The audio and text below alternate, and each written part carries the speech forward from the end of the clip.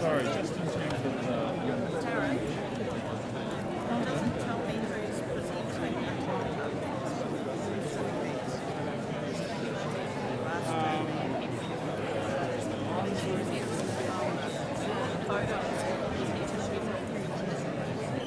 We asked the president here. I'll check it out right now.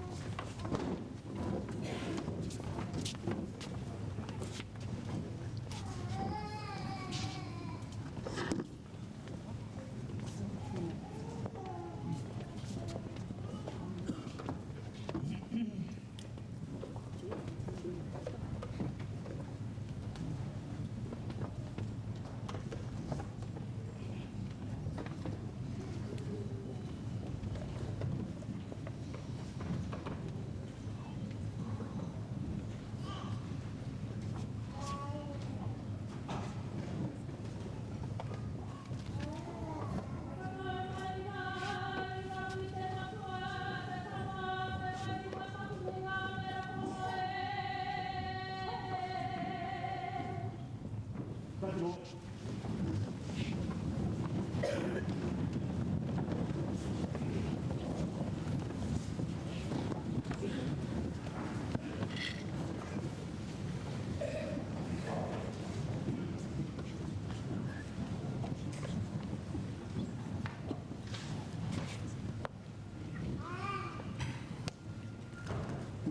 Tokuna te rangi e tūne, whakatika te tuara anui o pāi o kurua tipua kurua tahito.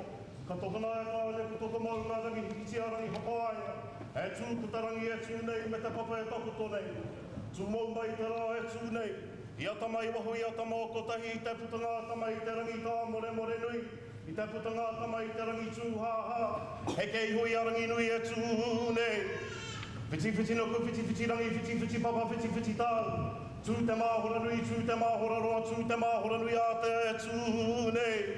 Tāwhia te arehua kia tamai waho, haungi e, hui e, tāi ki. A tēnei te ruru e kaukau mai nei, ki hai mā whiti, ki hai mā rakaraka. Te upoka nui o te ruru te rekau, he pō, he au, kāwa te a. Ka mihi ka tika te arangi nui e tū iho nei ka papatū ānu ko e taku toa ke nei.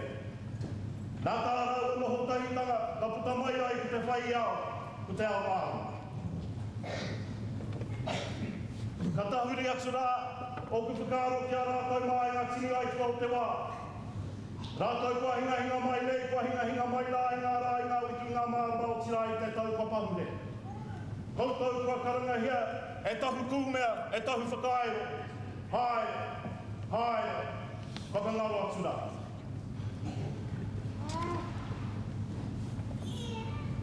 Kerere o ku whakaaro, ki tērā o ngā maraipura. A rose where, o reira koutou o ngā sikahununu, o ngā tiruapari, o ngā tūhoi. Tēnei rā te tangi, o aorangi mauka, kia koutou katoa. Whakawhiti atu rā ki tērā atu o ngā pākau o te ika Māori. Ki te ika hui, e taku tō mai ana i raro i a taranaki. Koutou, Paulette, Janine, tēnei au, e tangi atu nei kia koutou ko tō whānau. O ki ora mai rā kia tātou kia i tā ngā siki. Tātou ka rauni ka mai nei, i te tuanui o tō tātou nei whare, o rāta. I runga anō i ngā papa, i hoi e tōku tīpuna e sūrā koutahi. I tēnei, o ngā whare wānu o Waitaha. Tēnei rā te rau o ta haukainga, o ngai tua huriri. E whakamānu atu nei kia koutou katoa. E pēnei kia tōku kōrero. Ka noho au i ngā rauawa o tōku whare o māhuru i te tuarua. Ka rena te taukae o taku waho ki te hiake rā i te ika Māori. Nō reira e koutou, wahara mai i tērā tutaha o ngā au huka o rautau o moana. Tēnei rā te tokorima tautau a tohu pōtiki e whakamāna atu nei kia koutou mau mai hara mai tausi mai. Mau mai hara mai ki tēnei o ngā kaupapa whakahirahira. Ki te whakanui, ki te whakatairanga. Ia koutou nei tamari ki mokopuna. Tāne ohine. Hoa pūmau rānei. Kua whakatete korau. Kua whakapepo ngoi. I ngā taupua tahāke. Nei kore a te koutou e kore rawa e nei tauina, e ke panuku, e ke Tangaroa. Nā reira koutou, e ngā poutuko manoa, o e nei tauina, e noho ake nei. Tēnei au, e whakamāna atu nei kia koutou katoa. Ka tahuri atu rā kia koutou, ko auru mai ki tēnei o ngā whare, he tauira no te whare wānanga o Waitaha. A koko ake nei ka puta atu ki te whai au, ki te ao mārama, hei taura no te whare wānanga o Waitaha. Ko koutou tērā, kua whakapeto ngoi, kua whakatete korau. Ki te whai, i te kāhui whatu o tāwhaki. Kia riro iho mai, ko ngā tauira āroko, ko te kāhui whatu, o tira ko tamai waho, e noho ana rā, ki te rangi tua ngahuru, o rehua. Ko koutou tērā, ko e ke panuku, ko e ke Tangaroa, aha koa ngā whiunga o te wā, aha koa ngā zui, aha koa ngā zākoranga, me ngā whiunga, kua rangona e koutou e ngā taupuahipa. Nō reira tēnei au, e tuake, hei māngai mo mātou te haukainga o ngai tuahuriri. O tāku upoko e noho ake nei ki te tuku i te reo rāhiri, i te reo whakamānua kia koutou katoa. Aha koa ka puta atu ki te whai au ki te ao mārama, anei rā tō koutou kāinga rua. Nō reira hoki mai. I runga noa ngā tohu tohu. O ngā rake toe toe, o ngai tuahuriri. O kutaua, tōku hāpui keke, me poto te kakaua toku paipai i tēnei o ngā rangi. Ioia mō tēnei rā te mihi, o te haukainga, ka mutu, o te tumu whakarai, o te tumu kaunihera, o te wharewāna o Waitaha. Tēnei rā ngā mihi, e rere koutu nei kia koutou katoa. Nō reira, āpiti hono tātai hono, rātau te hua wairua kia rātau. Āpiti hono tātai hono, tātau te aitanga atiki, e noho nei te matoa te whenua. Huri tai a whio i tō tātou nei whare. Tēnā koutou, tēnā koutou, tēnā koutou katoa.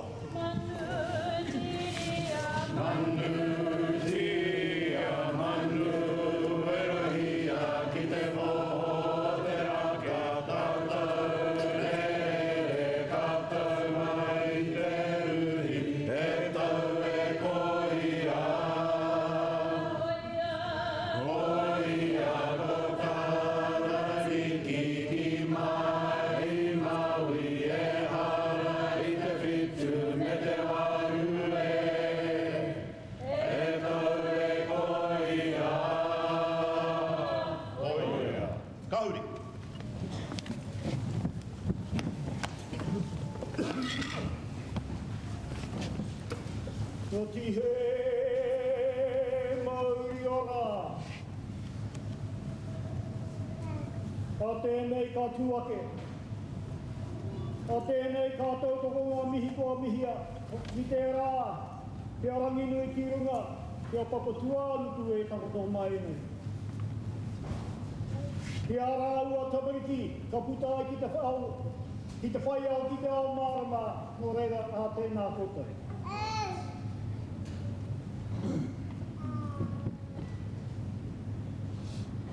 Hanga te pō, hanga te pō. Hanga te pō uri, hanga te pō tangotango kia piki ai koutou ki te pūtahitanga o rehua. Hangai tunu ana, hangai tunu ana. A tautapana ngā mihi kua wharikihia. Ko te huhua ngā mate, huri noa te moti. E atu rā ngā whakaaro ki a tarana ki maunga.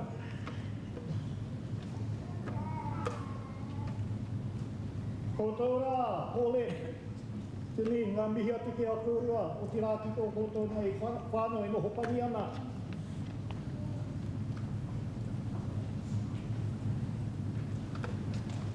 Rere te whakatai rāwhiti, ki te rā maunga e tū nei.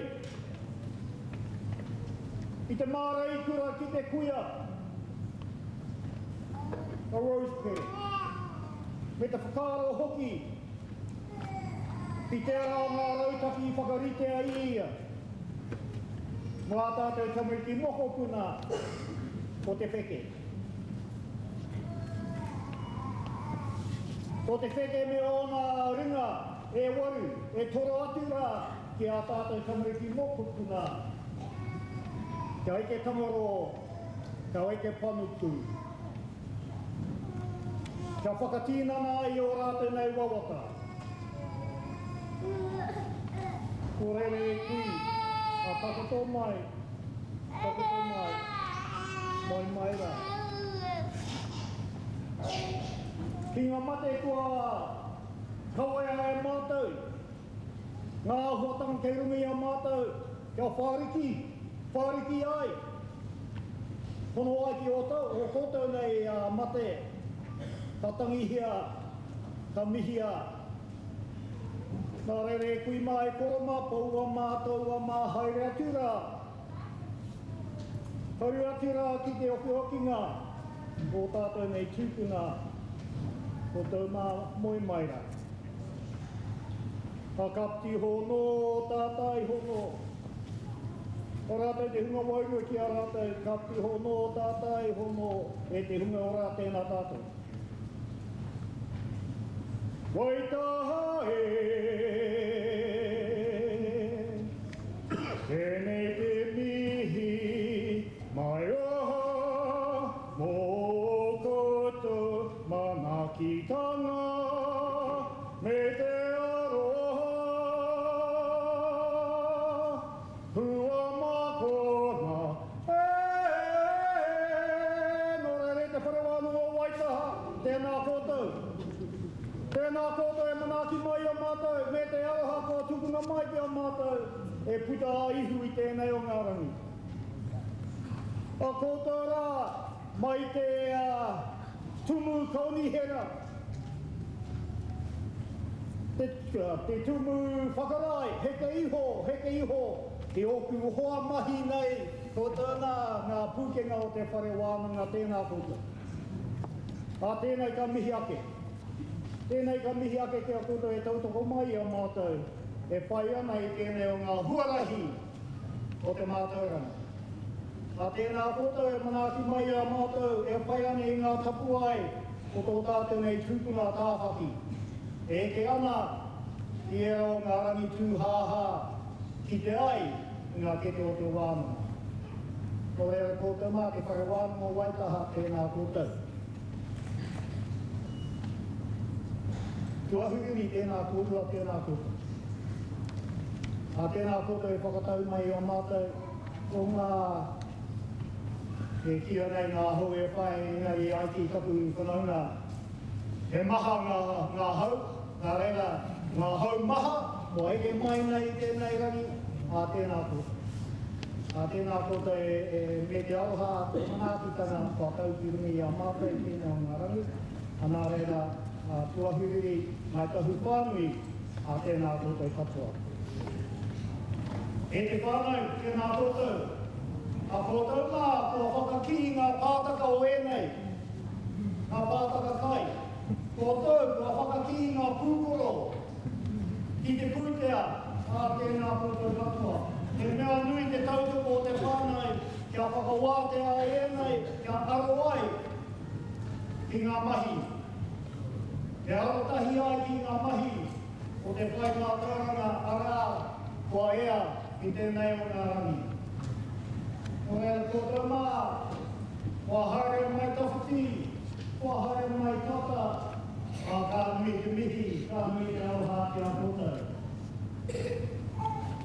Engari, kaua e whakaro ake kua mutu te akoranga ki rungi I enei, kaua e kore, e taumata anō, kei nua I a rata. O reira, tautokahia mai, arohaina mai, tēnā koutou katoa. Ka kei ngā ihu e puta nei tēnei o ngā rangi tēnā koutou.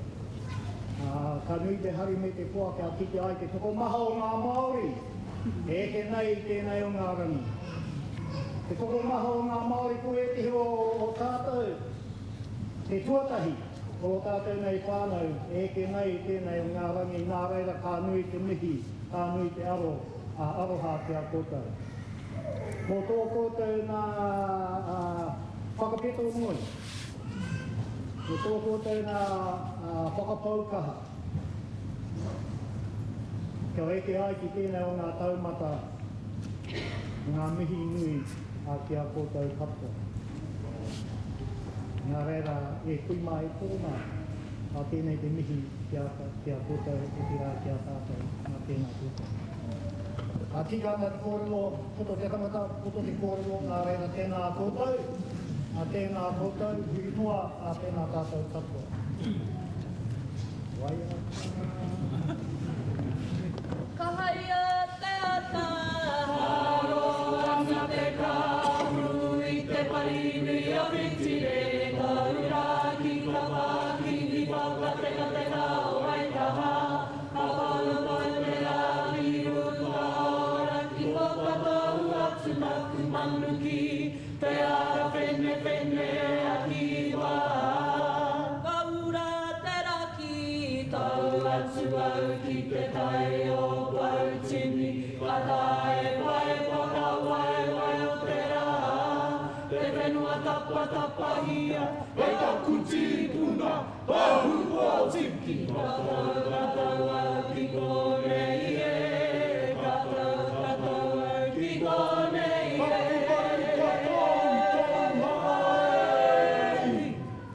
Nā tēnā koutou.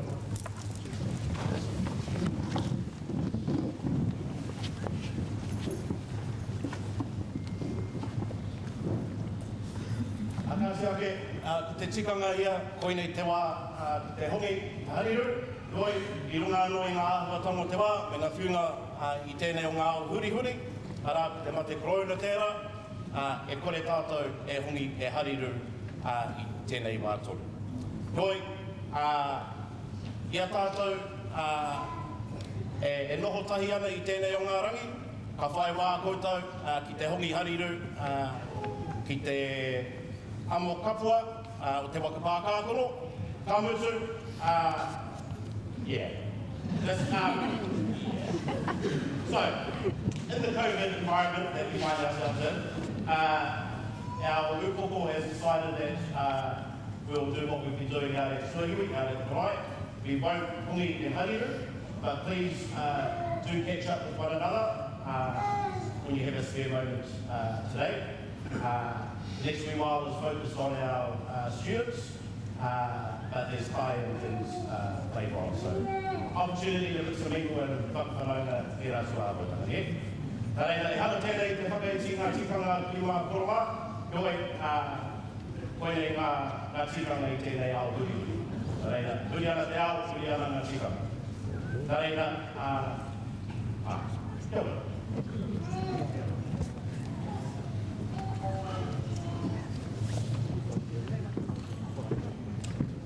Feel free to spread out a little bit, it seems quite tight.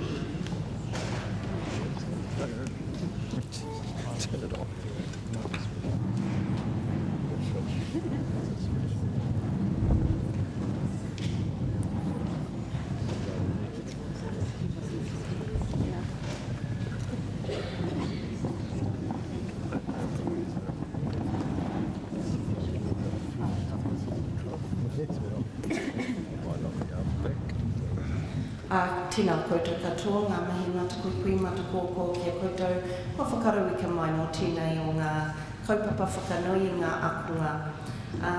Tēnā koutou, my name's Lynn Harata Tiaga. I am next staff member and back today by special request. But I have the health and safety briefing to give just before we do start the actual ceremony. So the wharepaku, wahine are on this side, to the back, tāne in the middle by the cafe, and there are wharepaku at the back as well if you need to depart during the ceremony. The fire exit is also at the back, and everyone is to assemble in the car park. If there's an earthquake, stop, cover and hold, and then make your way to the car park. COVID-19, we have sanitising stations around the core area, so please utilise these, especially before kai and after using the wharepaku. If you are uncomfortable sitting close to others outside your bubble, you can choose to sit up on the second floor to physically distance. Please scan the QR codes on the exit doors. Today's celebration, and it is a celebration, is the largest Eke Tangaroa event held at UC, with 64 in attendance today. Now, some have already attended the more formal ceremonies, and some will be attending those this afternoon and tomorrow. So we do have to keep to time, whānau, and because of this ceremony this afternoon. So we do ask that you have one whakanui requested to keep te tautoko to one item. And to accommodate that, we have actually paired up in the undergraduate degrees some of our whānau, brother and sister, mother and daughter.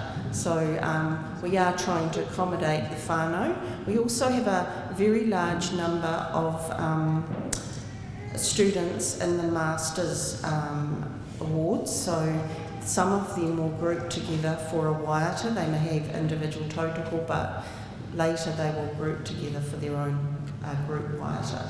So kia ora everyone, I think we're ready to start, and I'd like to now formally open our ceremony today and invite a tumu whakarai Vice-Chancellor, Professor Cheryl De La Rey, to the podium to give an address. Kia ora.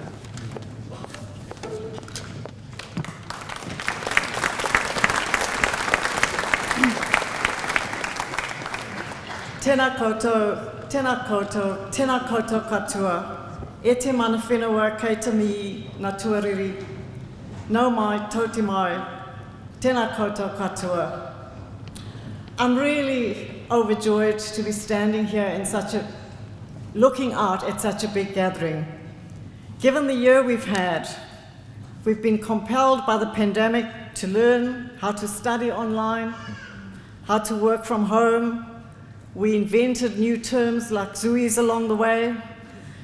We are very grateful that we're now able to gather for celebrations like this one in person. But aside from the pandemic, which keeps hitting the headlines, the university has had a number of achievements this year. And this is a historic week for the University of Canterbury. Not only do we have the highest number of graduates here this morning, we have the highest number in total in the history of the University of Canterbury. Given what we've been through,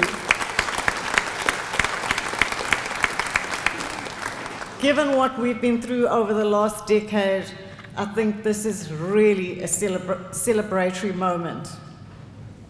This year too, we are very proud that our partnership with Ngā Tuariri has continued to grow.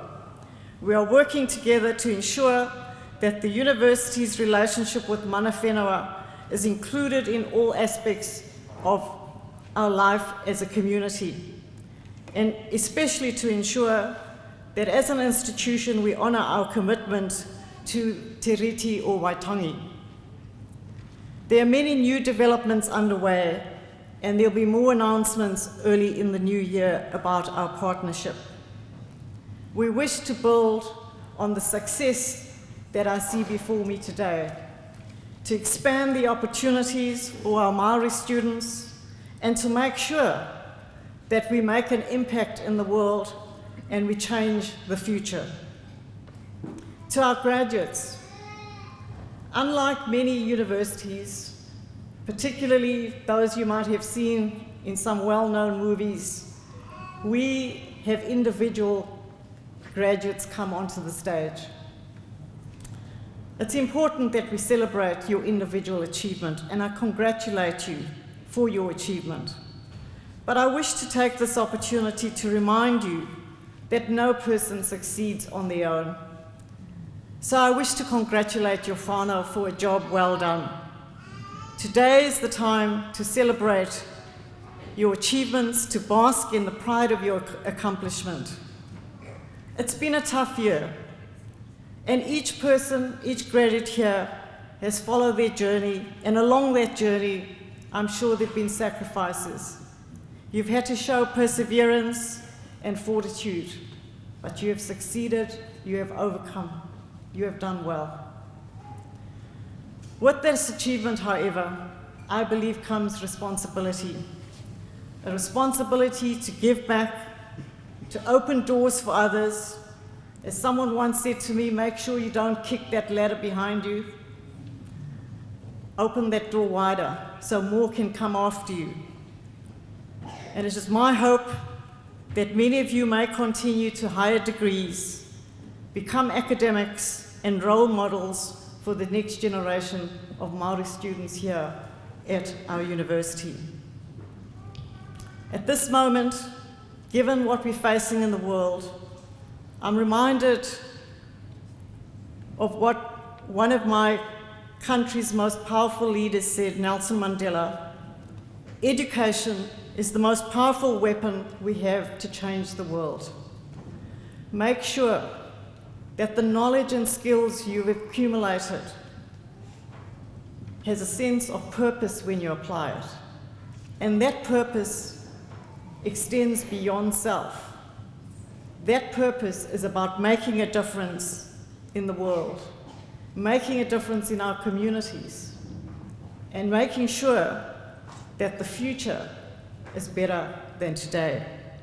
Ngā mihi nui, me te aroa nui, tēnā koutou katoa.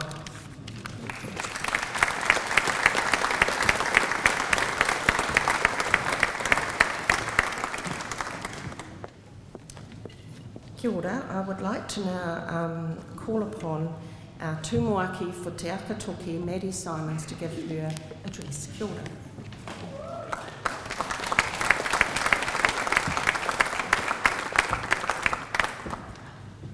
Morena, oh, I don't know if I need that mic. Morena, ka tika me mehi ki ai o mātua te kore nāna te timatanga, nāna hoki te whakamutunga o ngā mea katoa. Ki te hunga mate rātou kua wehe ki te pō, ki te mātua me ki e Jimmy Brennan, moi mai rā, haere atu rā. Hoki mai ki a tātou te hunga ora, tātou kua tatu mai ki roto i tō tātou nei whare o tāne whakapiripiri. Ki te aha, ki te whakanuia, tēnei rā nui whakahirahira ki a tātou katoa. Nei te mihi, ngai tua huriri, ngai tahu whānui e mihi ana. Kia ora te whānau, ko Madison Simons tōku ingoa, he tūmoaki haumia hau i te tīmati akutaki o te whare wānanga o Waita. Huria hau no ngai tahu Ngāti Whātua, te roroa me Ngāti Kahungunu. Morena, firstly, I would like to start by thanking all of our whānau who put on today and set this up for our whānau. They've been here for endless hours. Thank you very much. But I want to say congratulations. Congratulations to the whānau here who are so proud of these achievements of our tauira. Congratulations to the lecturers, tutors and staff who have showed so much awhi over these years. And congratulations to our tauira who are celebrating such an amazing achievement today. In a year that has tested us and separated us physically as a Māori community, we became closer than ever, and our whānau and friends were there to support us and you all today to ensure that you would be wearing your korowai here. The year that was 2020, COVID-19, Black Lives Matter, an international climate crisis, Ihu Mātau, hands off our tamariki, Te Pāti Māori back in, armed police response, the cannabis and euthanasia referendums. There is no shortage of complex issues and problems that need solving. And thankfully, we have you all who are harnessed with the mātauranga, the mana and whakapapa to be the best people to go into these spaces, to create new spaces, to challenge the norm and disrupt the systems that don't serve or work for us. What a time to be Indigenous, what a time to be Māori, but what a time to be young Indigenous Māori academics with all the resources to challenge and pave a revolutionary path for our people and communities. And to think this was all achieved by multiple all-nighters, spending your last few study link dollars at $2 rice, ironically missing 2 weeks of lectures so you could catch up on the 2 weeks of lectures that you missed out on last term, making a calculated gamble on whether you would need to do the 5% assignments to pass your course, and then just completely clocking off after Hoinga in September. A piece of advice: if you come back to university, nothing will change. It's the same. On behalf of Te Akataki, I would like to congratulate all of our tauira, but in our wee whānau, we have Te Pō Wilson-Lay, who is a past tūmaki who was graduating. We have current executive members Grace Schrader Manuida, Hineho Flanagan and Mato Flanagan, as well as our beautiful whānau member Tori McNoe, the UCSA president this year. So congratulations, my beautiful friends. I'm so very proud of you for graduating today. We would also like to show our love and appreciation to Jamie, J9 and Ripika, our beautiful mana wahine who not only are gaining their qualifications today, but our staff and support members who supported all of our whānau here today on top of their own qualifications. Finally, to our tauira, what a feat you have achieved. Not only are you gaining your certificate and qualification, but you may be the first in your whānau, or you may be a mama or a papa, but by being a brown face sitting in a lecture theatre in a predominantly a white space, you changed the way they treat us and teach us, and you sought better for our lecturers and peers. So not only do I congratulate you, but I thank you for someone who has younger people in my whānau who are brown as well, and who I hope will seek education. So thank you and congratulations. E mihi nui ka koutou, tēnā koutou, tēnā koutou, tēnā koutou katoa.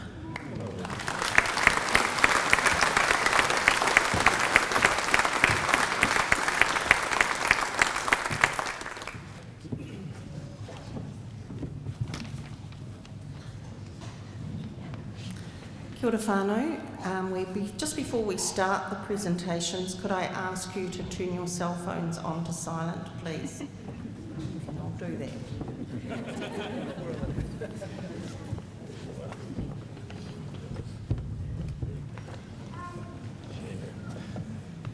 Right, now we're starting with the very highest awards of the university. It is like a potama shape up, and at the very top of the potama are our PhDs, our doctorates of philosophy or doctorate of education. And we have 4, the most I've ever known in any ceremony, Māori celebration ceremony, to be receiving those awards today. And I actually had the pleasure of knowing them all, from being here as a staff member or out in the community. So our first recipient, and I'd like to call on the Assistant Vice-Chancellor Māori and also Medi to make the presentations of the taonga.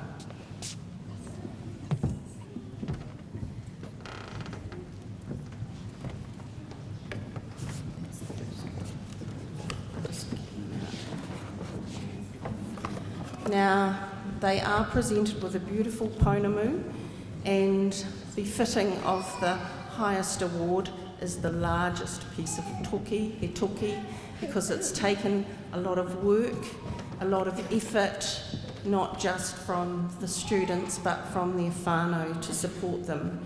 And 3 of our recipients have had other roles, other work employment prior to taking up their studies, so especially having children or other careers before they've decided to take on the big gnarly at the top of the potama, the doctorate. So our first recipient from Te Aroa, Ngaitahu, receiving a Doctor of Education, Te Hurunui Renata Karaka Clark. Kia ora.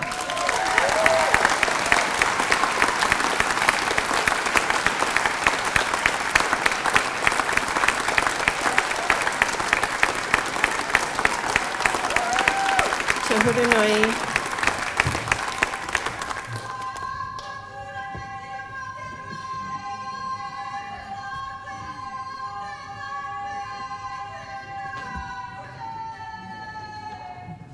Te Hurunui. Oh, put a kick up.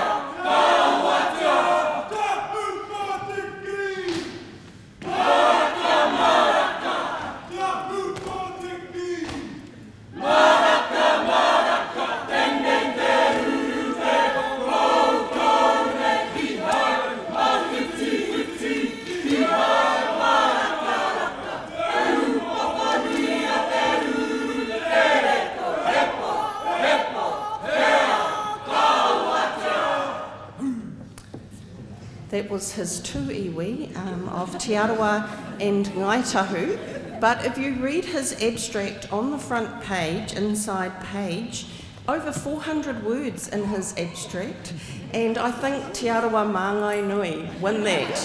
Kia ora. Now our next, I also just wanted to mention that Te Hurunui's been a lecturer in our Hoa Kaponamu program, probably the longest serving lecturer, and next year we have the 21st birthday for Hoa Kaponamu, and so just to let you know we're having that in September for Māori Language Week. Now our second recipient for a Doctor of Philosophy in Health Sciences, Ngāti Porou, Ngāti Raukawa, Ngāti Kahungunu, Annabelle Lucy Marie Ahuriri Driscoll.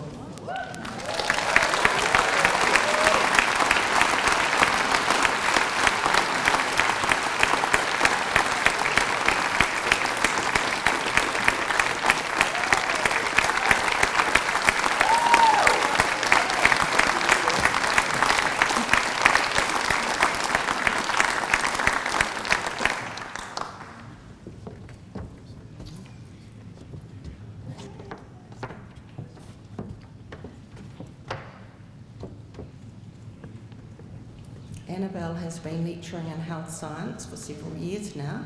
I think her family are ready. O tu mai ki tēnei! O te kokori! O te kōra! E te ato o tūma i nā whakawa hau tēnei! Whakawa hau tēnei! E apa! E te tupu nei! I te mahu aki o! E te hilote! Lua taiki! Koe patua koe te akwe! O kaua hau tēnei! O kaua hau tēnei! O hapa tuiti! E iti mata! Ui te aku te reo Māori! Ui te aku aku! O Māori! Tu mai ki tēnei! O iti! Ake ki tēnei!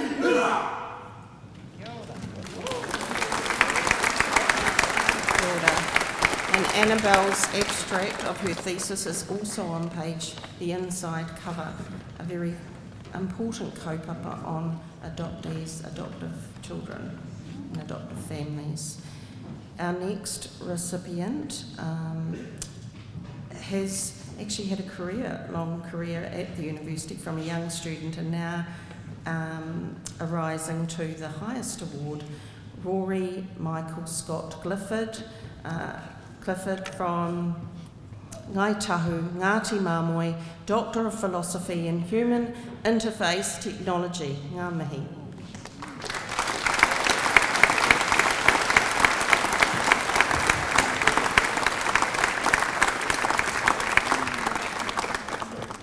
I remember about 6 years ago, Rory and worked with a couple of students, my son included, around getting robots to learn the haka tahu pōtiki. And unfortunately they didn't do a great job, they just got the actions, the remote kind of control actions. But look where he's gone now, he's gone above and looking at the title of his doctorate, investigating the potential of virtual reality training simulator for aerial firefighting and air attacks. So very important mahi. Kia ora, Rory.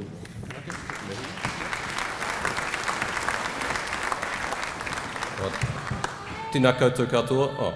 Kia ora.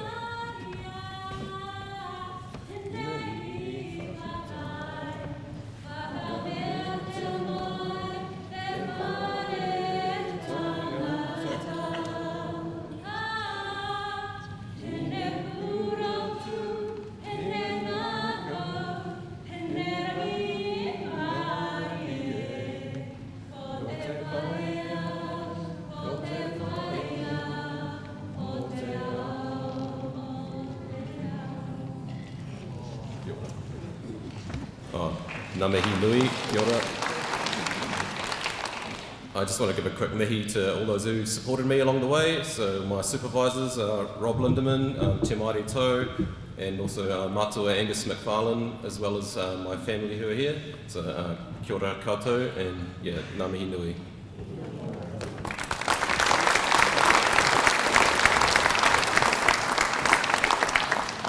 And our last but not least recipient for the award of Doctor of Philosophy in Health Sciences, a whanoka, no mai haramai from Ngaitahu Ngāti Māmoe Waitaha, Kelly Waiana Tikau.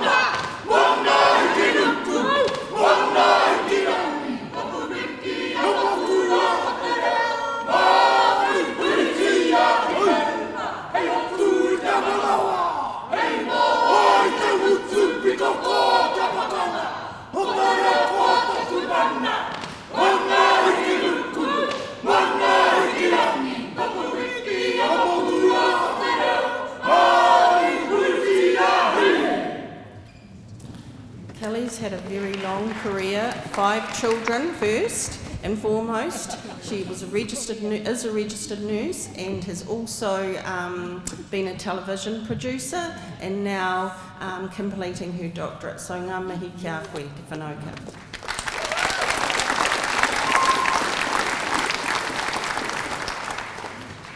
Now we're moving to the master's qualifications. Actually, this is the first year where the graduate qualifications, postgraduate qualifications have nearly, not quite, outnumbered the bachelor's degrees. So that's a very positive sign that we're growing our numbers in the postgraduate area.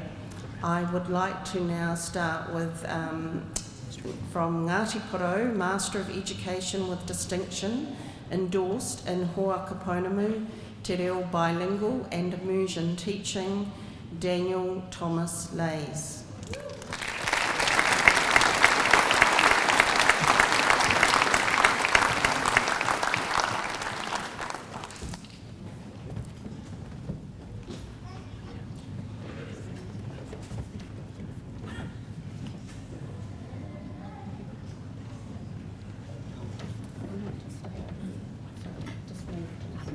So we've got 3 receiving this award. So I'd like to now call upon from Te Arawa, Te Aitanga Amahaki, Master of Education with Distinction, endorsed in Hoa Kaponamu, Te Reo Bilingual and Immersion Teaching, Te Awhiawhi Niall Clark.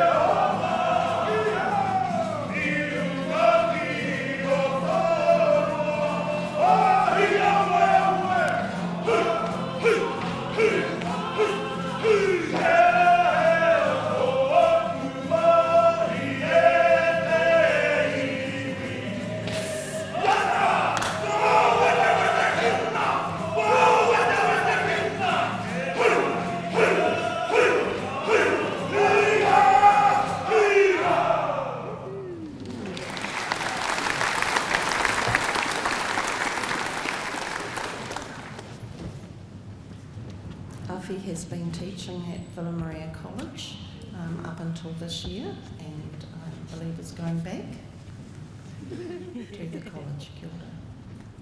Now, the third receiving the same qualification, Master of Education with Merit, endorsed in Hoaka Pounamu, Te Reo Bilingual and Immersion Teaching from Rongomai Wahine, Ngāti Kahungunu, Ngāpuhi, Elizabeth Wilson.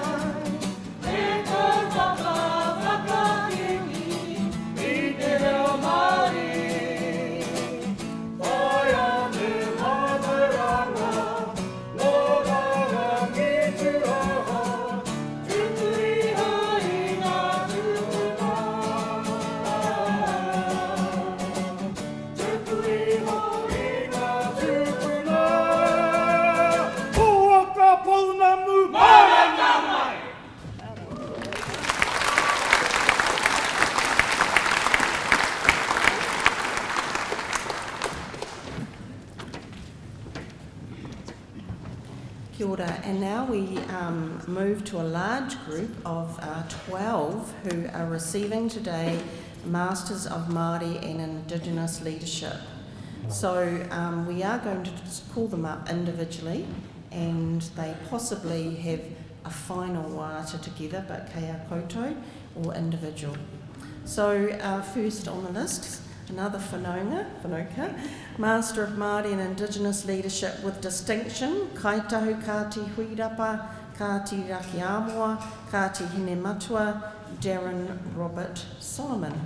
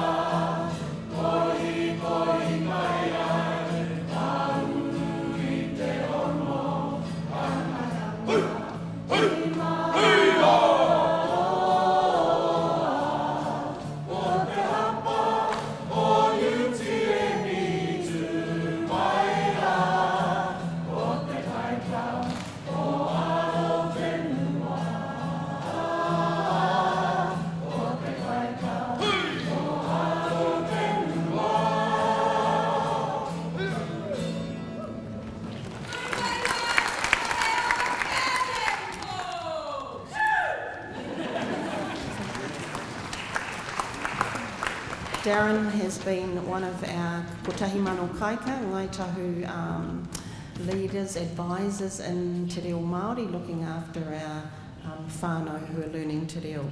Our next recipient, Master of Māori and Indigenous Leadership with Distinction, Ngāti Kahungunu, Ngāti Porou, Ngāti Rārua, Ngāti Raukawa, Te Atiawa, Jamie Allen Hape.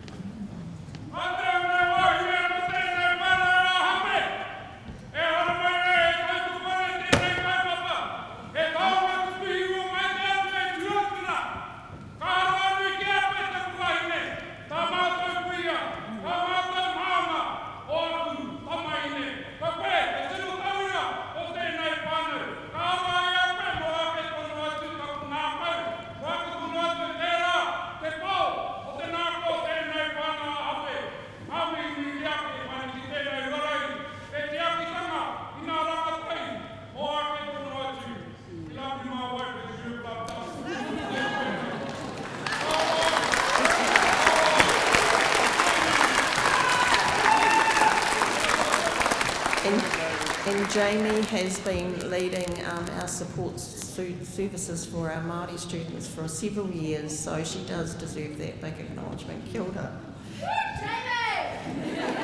Now, our next recipient for a Master of Māori and Indigenous Leadership with Distinction, Ngai Tahu, Te Atiawa, Ngāti Mutunga, Janine Ani Tamati Alif.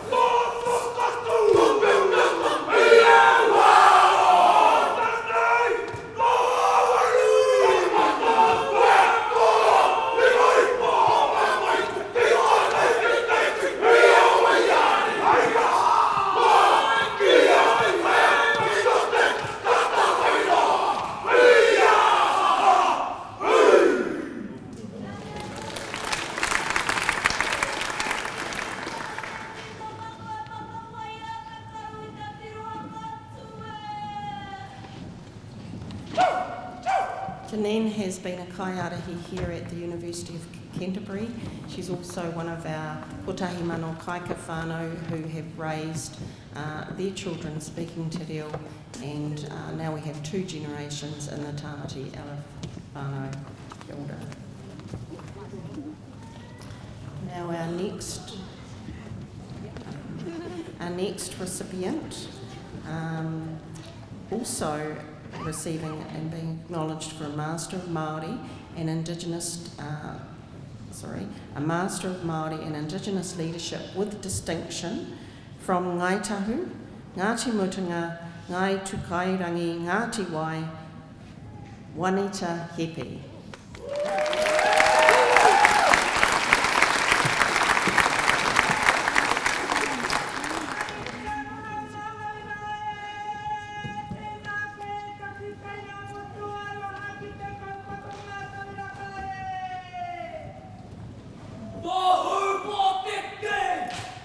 Maraka, maraka,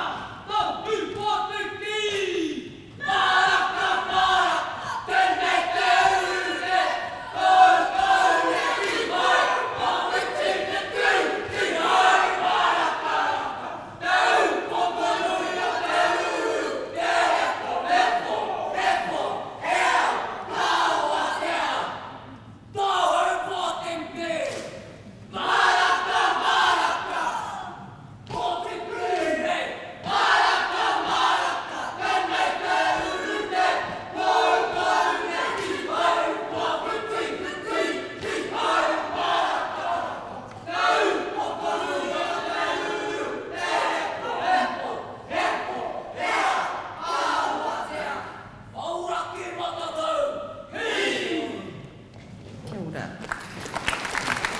has been a teacher at Waiata Community College, but more recently is pursuing a career in the creative arts, and we may see her performances next year.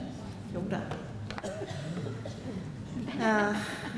Next recipient, Master of Māori and Indigenous Leadership with Distinction from Ngāti Awa, Ngāti Raukawa, Ngāti Ruanui, Ngā Rauru, Ngāti Koata, Kāli, Reiana Te Aotunga.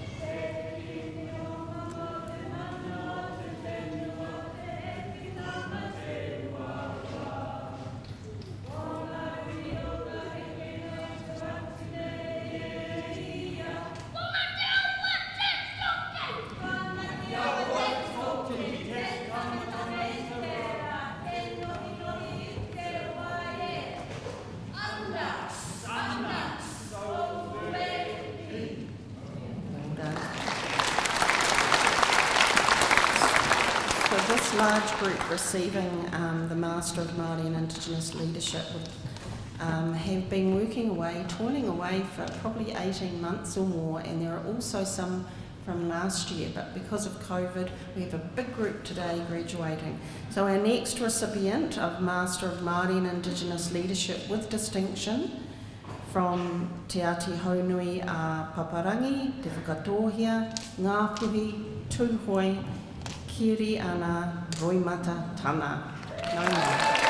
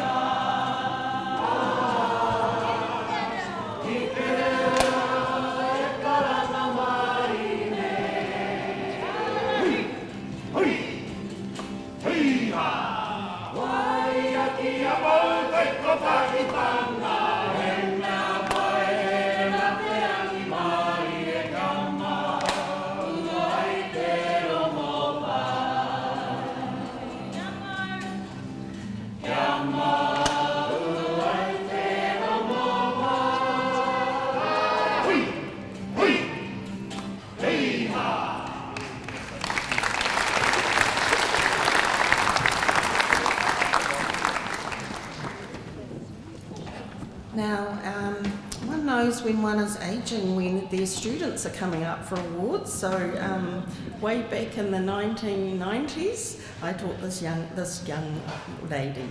Master of Māori and Indigenous Leadership with Merit, Ngāti Kahungunu ki te Wairoa, Alison Robin O'Keefe.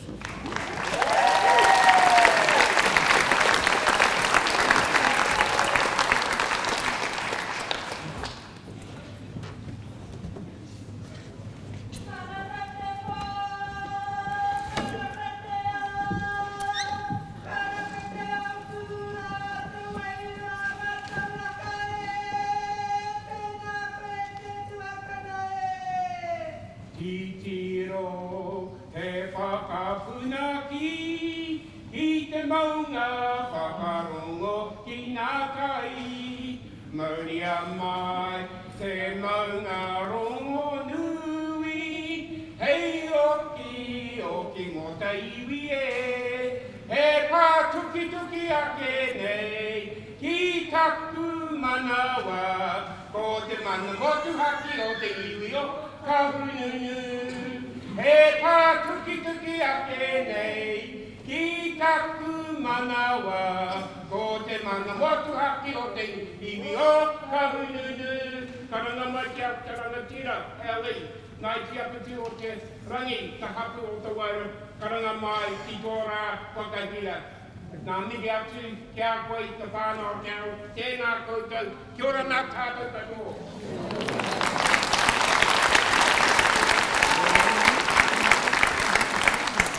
Our next recipient of Master of Māori and Indigenous Leadership with Merit from Maupoko, Ngāti Apa ki te rā tō, Ngāti Rārua, Te Arawa, Rangitāne ki Waru, Dean James Wilson.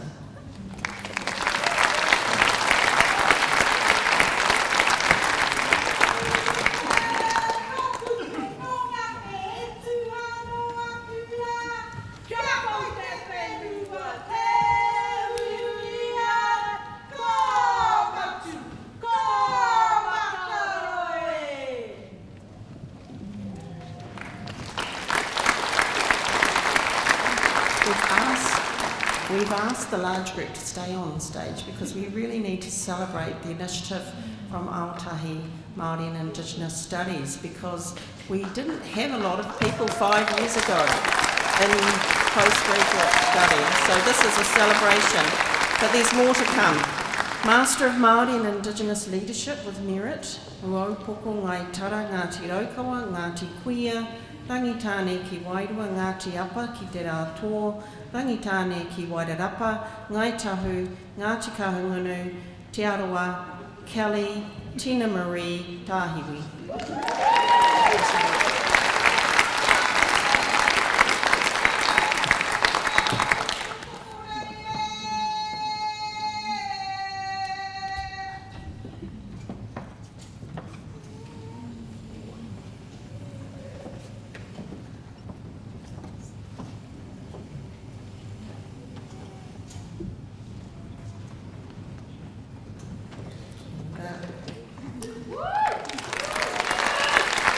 Also receiving a Master of Māori and Indigenous Leadership with Merit from Ngāti Poro, Ngāti Maniapoto, Michael Charles Thompson.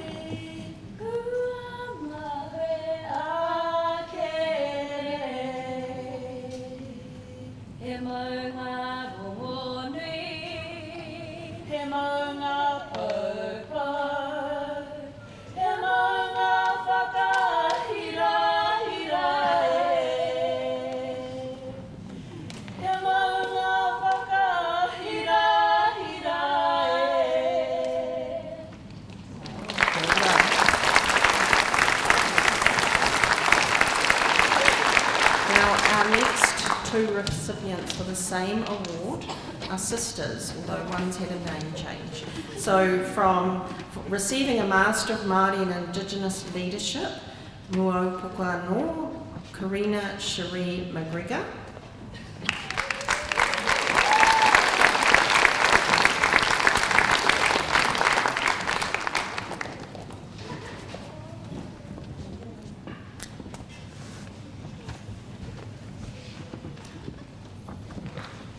And I think we'll also welcome up her sister, Hiona Merehira Hinare, Muro Poko Waitara Ngāti Raukawa, Master of Māori and Indigenous Leadership. Here we are, whānau. Study with a sibling. Double degrees, double awards for the whānau.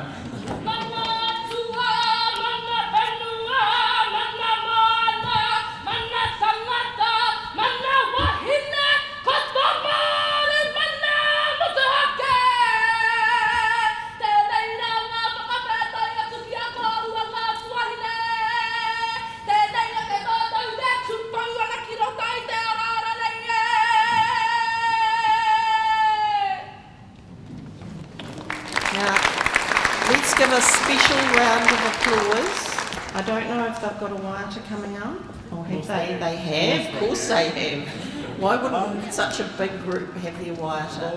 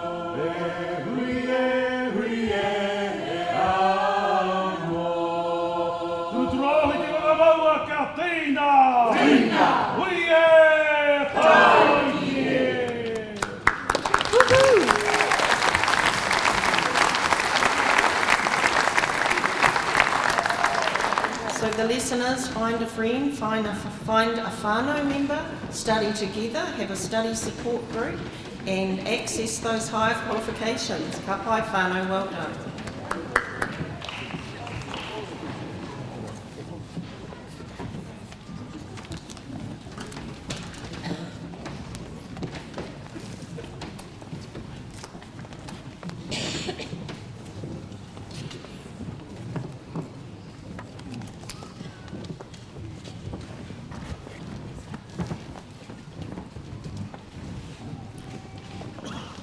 So moving out of the arts into the sciences, we have a Master of Science with distinction in psychology, Ngaitahu Zachary Chester Porter.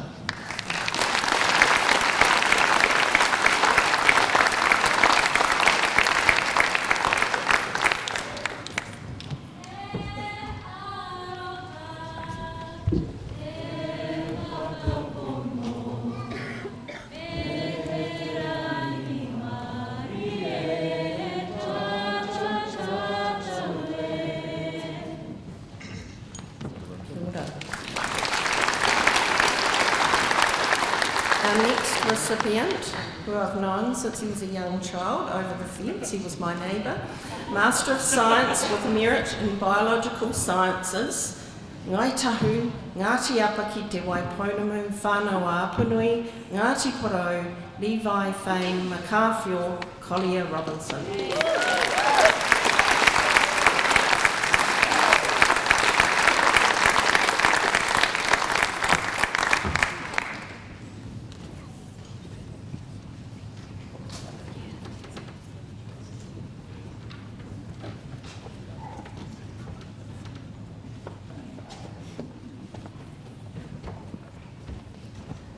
Kia ora, Tama. Te kona e mama.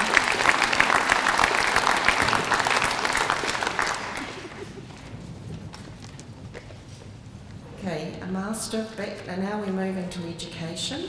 Master of Education with Distinction, endorsed in e-learning and digital technologies in education for Ngāti Porou, Brandon, Leonardo Manuel.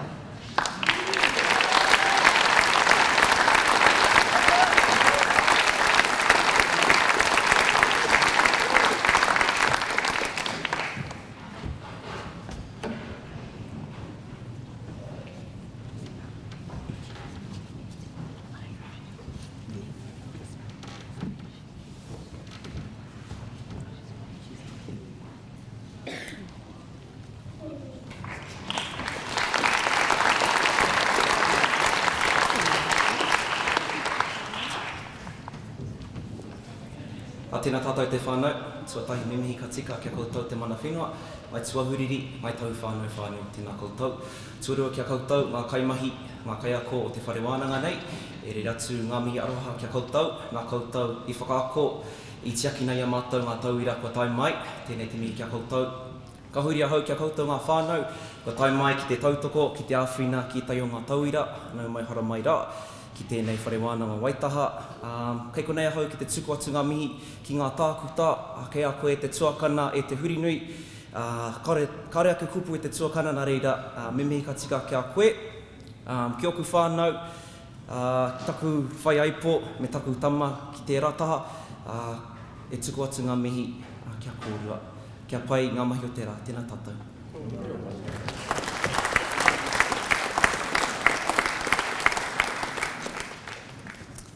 Kia ora. We're now moving to some of our postgraduate certificates or other postgraduate qualifications, diplomas, certificates and honours.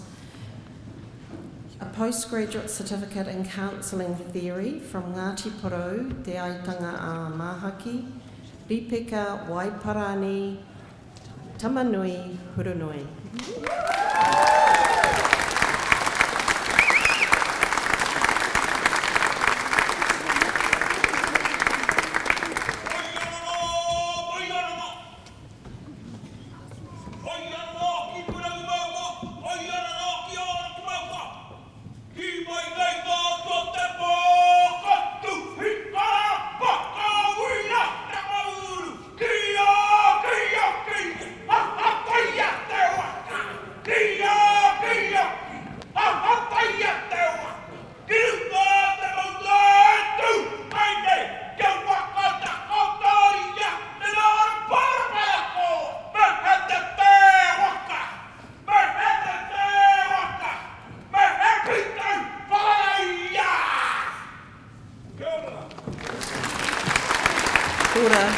Has also been on the staff at UC for a long period of time in our student support area in particular. Our next recipient being acknowledged for a Bachelor of Engineering with Honours, with second class honours, Division 1 in Mechanical, Edward Kōtaro Popam Ngaitahu.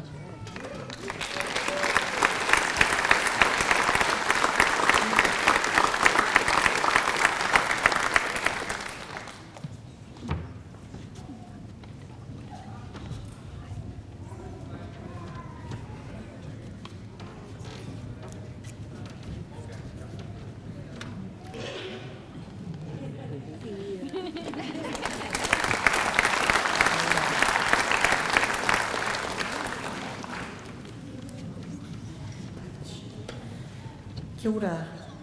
today being acknowledged for a Bachelor of Engineering with Honours and Second Class Honours Division 2 in Chemical and Process Engineering with a minor in Bioprocess Engineering from Te Arawa, Te Aupōru, Ngāpuhi, Eilish Rose, Anaria Goebel.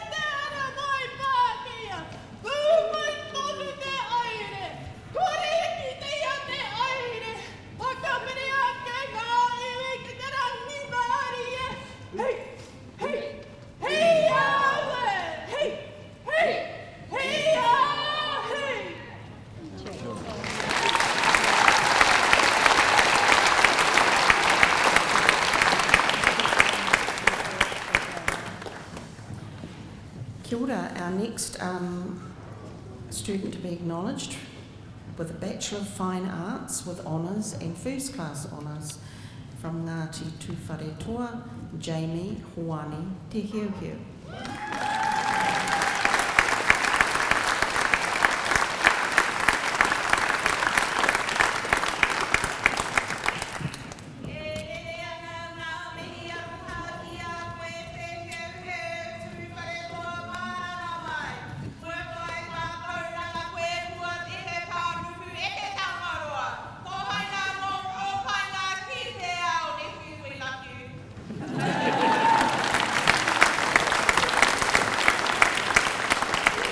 And I guess with such a mana name as Te Hiuhiu, you can't escape your whānau because they will know you.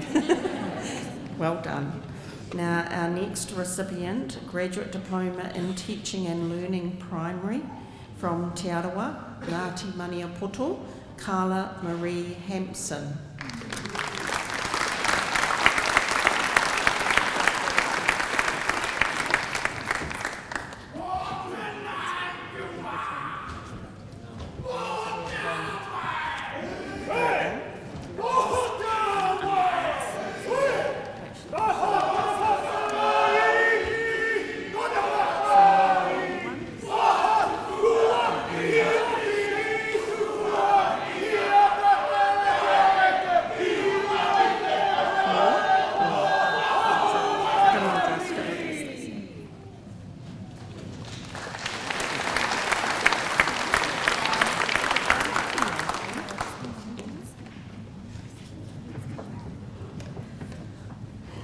Reira te mihi ki ngā mana whenua, ngai tuahuriri, tēnā koutou, ki te wharawānanga o Waitaha, tēnā koutou, kia koutou katoa, tēnā tātou katoa. I just want to take this opportunity to do a big mihi. At the end of last year, I graduated from a Bachelor of Māori Performing Arts with Te Wharewānanga o Awanuiarangi. Due to the COVID pandemic this year, in April graduation was postponed and then cancelled to October. Unfortunately, we didn't graduate this year. So this celebration is like a double celebration through Te Wharewānanga o Awanuiarangi and Te Wharewānanga Waitaha. Nō reira, tēnā koutou, tēnā koutou, tēnā tātou katoa.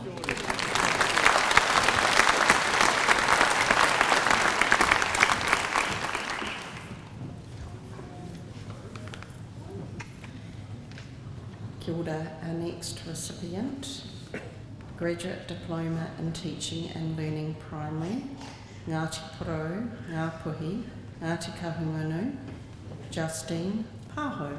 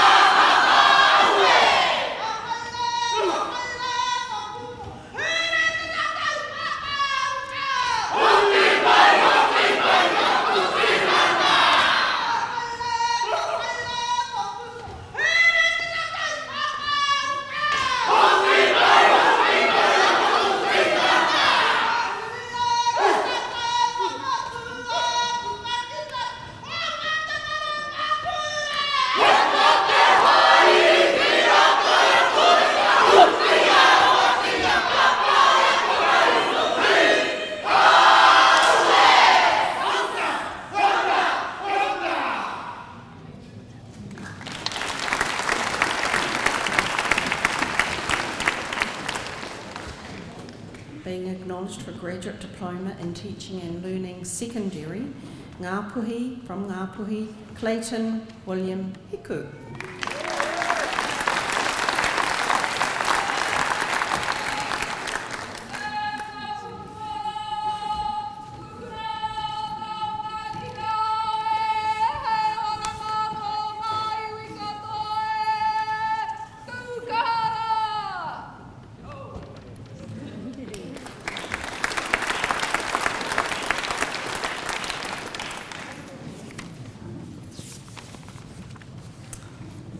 Kia ora. We now move to the undergraduate qualifications, the bachelor degrees, and we have quite a number, but we're on time, so let's keep going.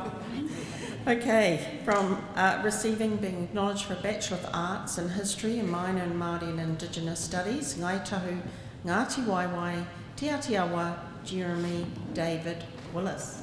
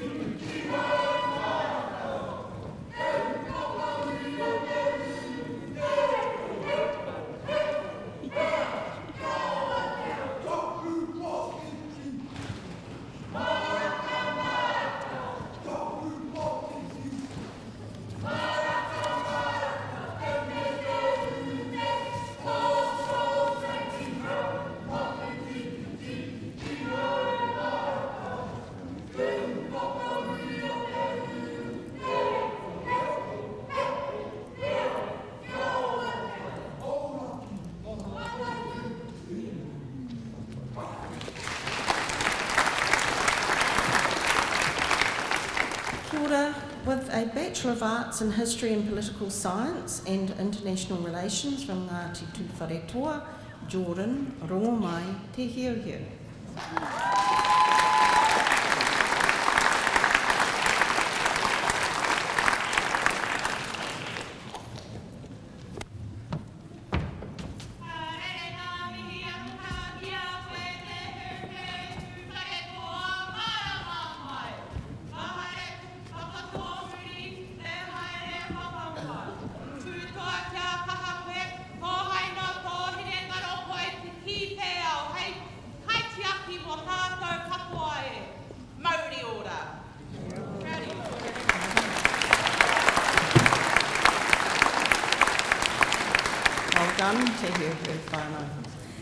Our next recipient, Bachelor of Arts in History, Māori and Indigenous Studies in Te Reo Māori, from Tūhoi, Ngai Tūhoi, Reuben John Marsden.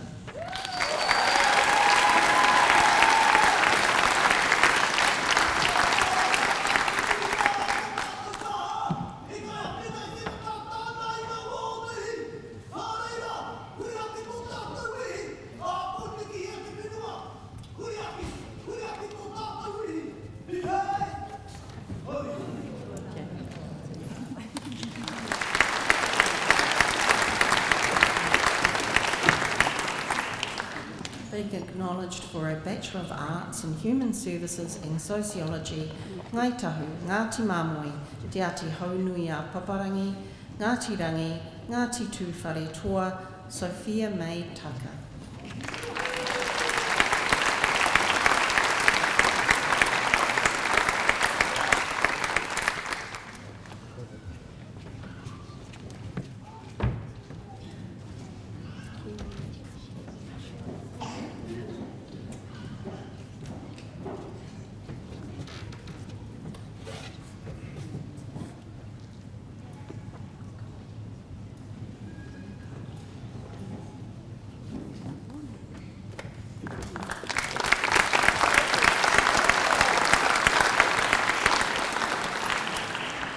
Bachelor of Science in Computer Science, a Bachelor of Arts in Japanese with a minor in Philosophy, so a double whammy, Te Aitanga a Māhaki, Jonathan Hamish Moore.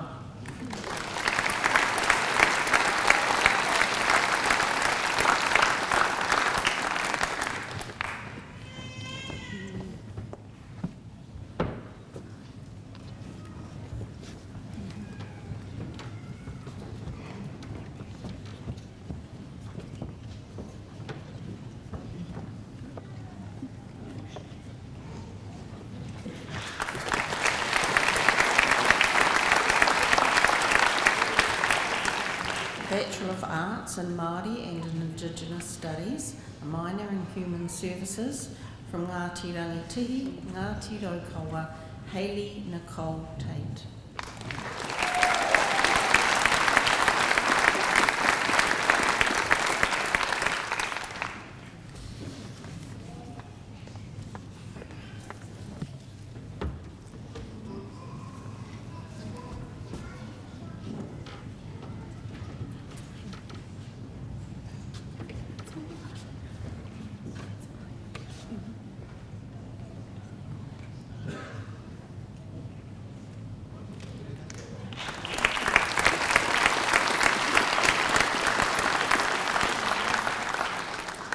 Bachelor of Arts in Māori and Indigenous Studies and Te Reo Māori from Ngāti Porou, Ruby Isabella Puihaere Reedy Land.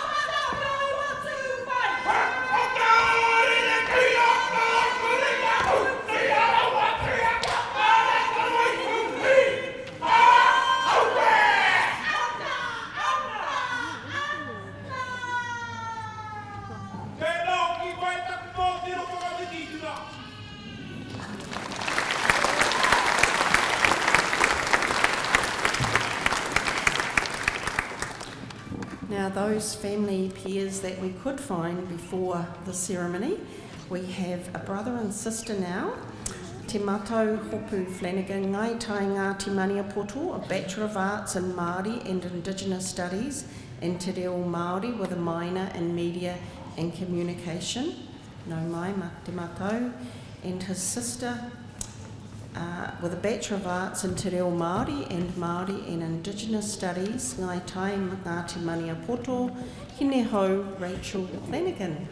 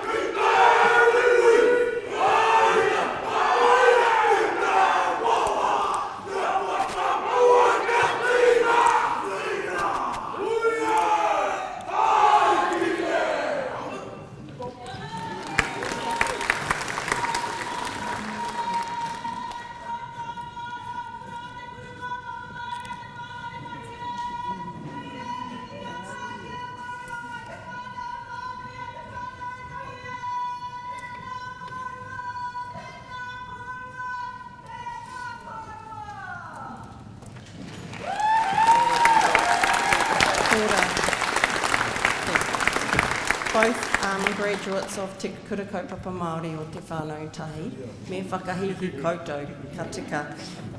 And our next two to be acknowledged, we have a graduate also from Te Kura Kaupapa Māori o Te Whānau Tahi. A Bachelor of Arts, so there's a mother and daughter. The daughter is the number first, and then I'll read the mum. Well done, mum. Te Puawai Paukaria Riba Wilson Lei, Ngāti Rangi, Bachelor of Arts in Māori and Indigenous Studies with a minor in Te Reo Māori. And with a Bachelor of Science in Geology, Ngāti Rangi, Diana Vicky Wilson.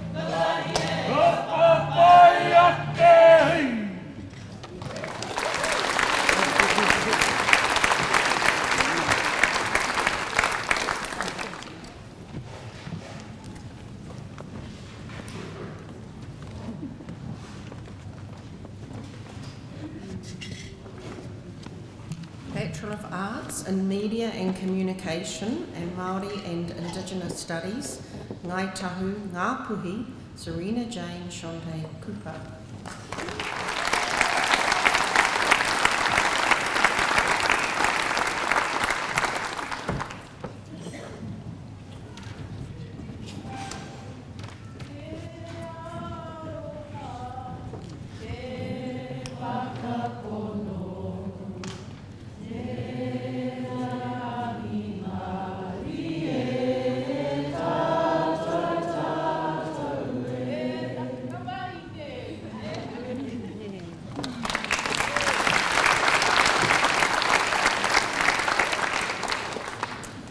Bachelor of Arts in Political Science and International Relations and a Bachelor of Laws, well done, Ngai Tahu, Jesse Andrew Thurlow.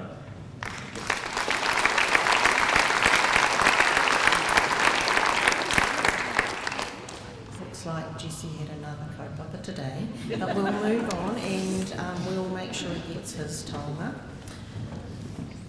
Right, we are moving on. Bachelor of Arts in Political Science and International Relations and German, Ngāti Rangi Wiwahi, Sam Charles Celine Smith.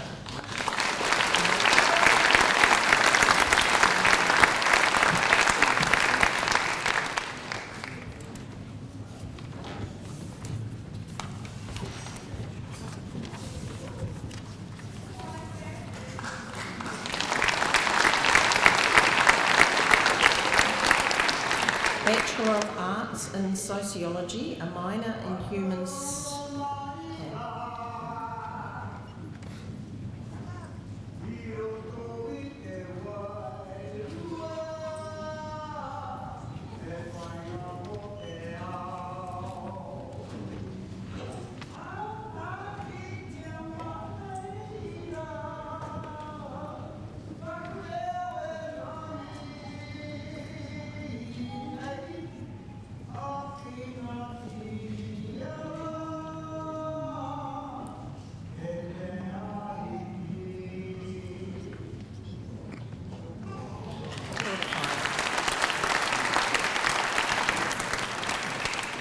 Bachelor of Arts in Sociology, a minor in Human Services and Māori and Indigenous Studies from Ngāpuhi, Chloe Marie Elizabeth Mikaira.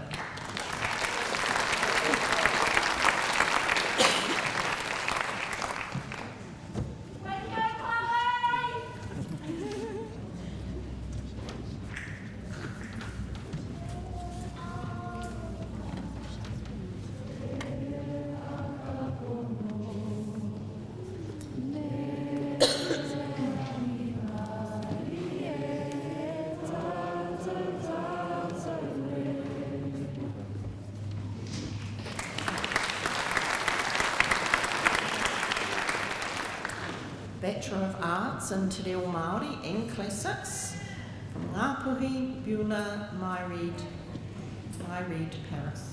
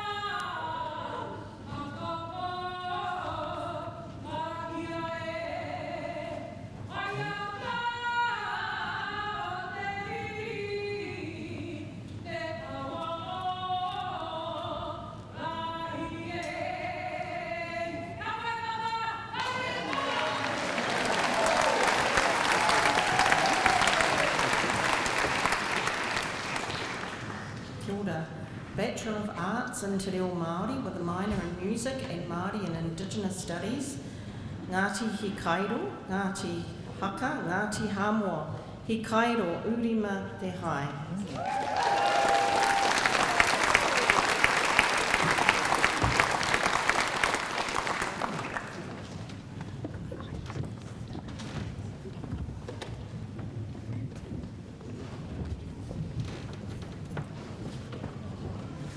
Kaido has also shown his music talents by playing our annual Christmas carol for Gaitahu. So kia ora he Kaido, we can see that you've got some new talents as well and a whānau tautoko ready to go. Maybe.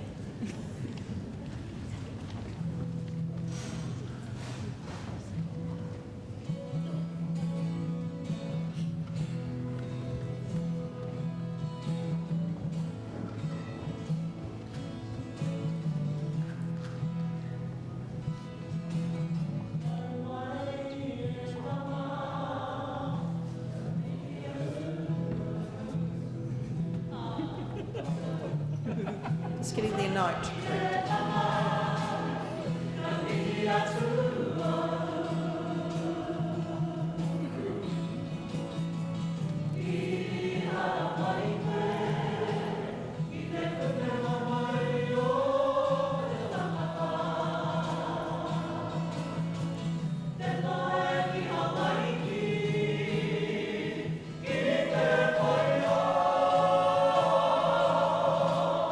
Oh,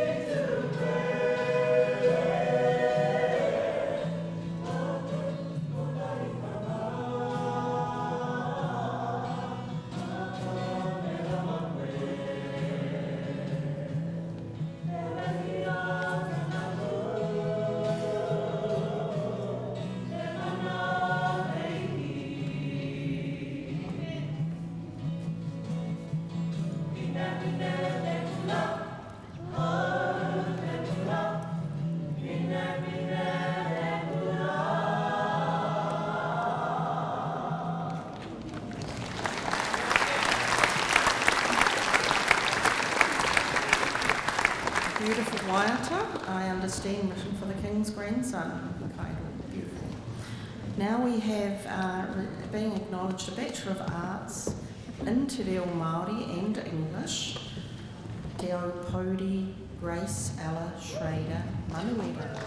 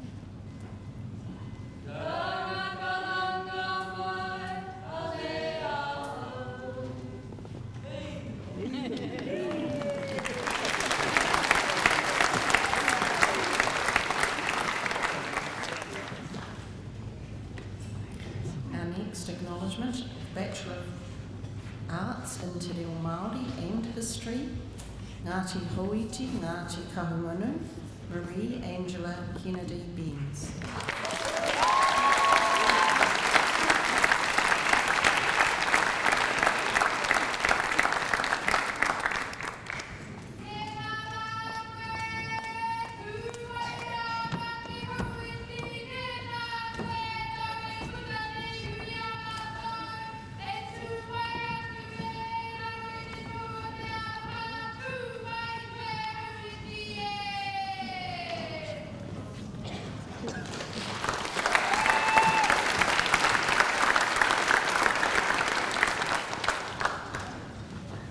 Bachelor of Arts in Te Reo Māori and Indigenous Studies, Tiatiawa, Ngāti Apa ki te rā tō, Ngai Tahu, Ngā Puhi, Lily Pāwhau Huntley.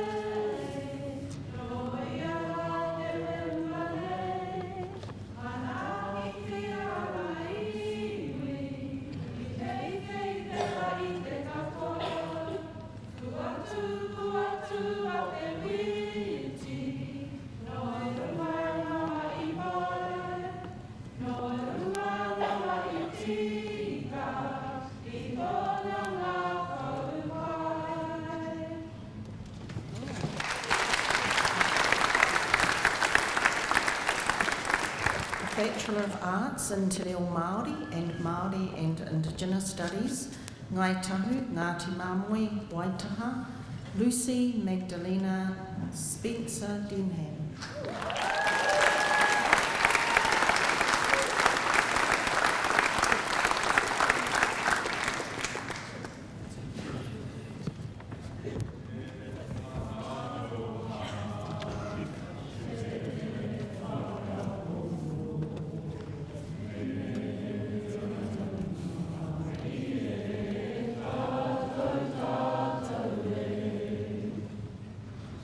It's Lucy's birthday today. How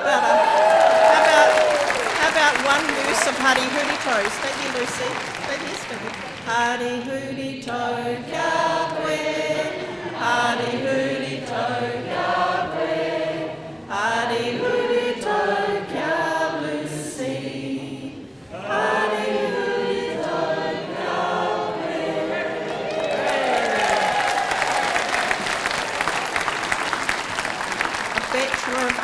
in Te Reo Māori and Indigenous Studies, Tāpuika, Stephanie Mackenzie K. McNeil.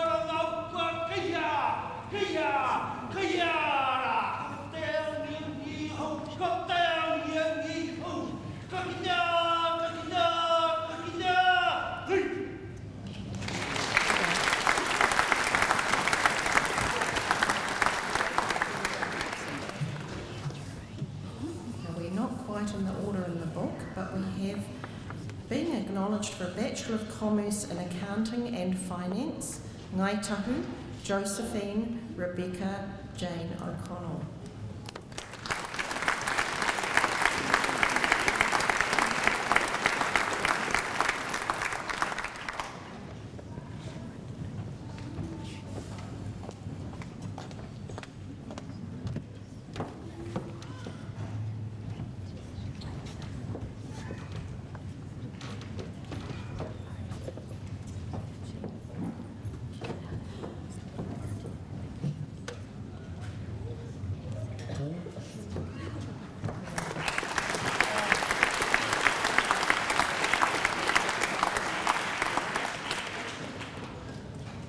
Being acknowledged for a Bachelor of Commerce in Taxation and Accounting and Information Systems, Ngāpuhi, Ngāti Porou, Chelsea Lee Jones.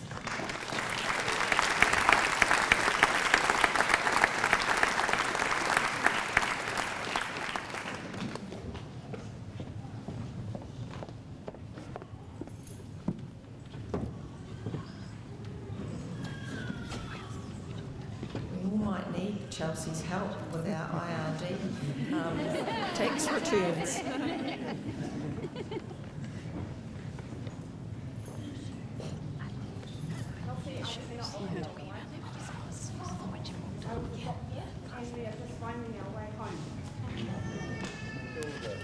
So proud that you have achieved what you have, and then stand here and acknowledge the heritage that is so lost. We love you to live and we're so proud.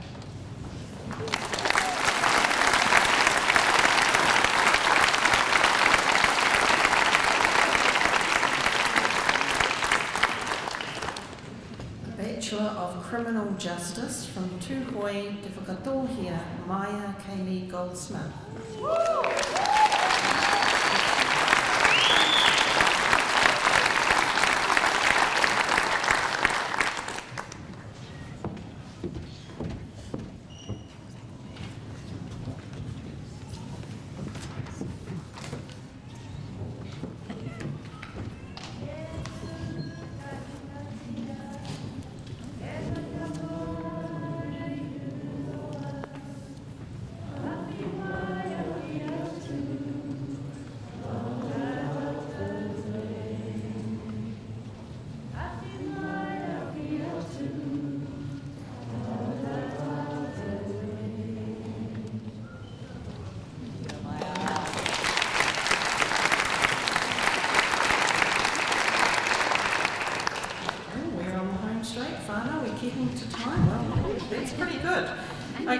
our next recipient to be acknowledged from Ngāti Hoa, Tainui, a Bachelor of Criminal Justice, MΑORI Hegarty.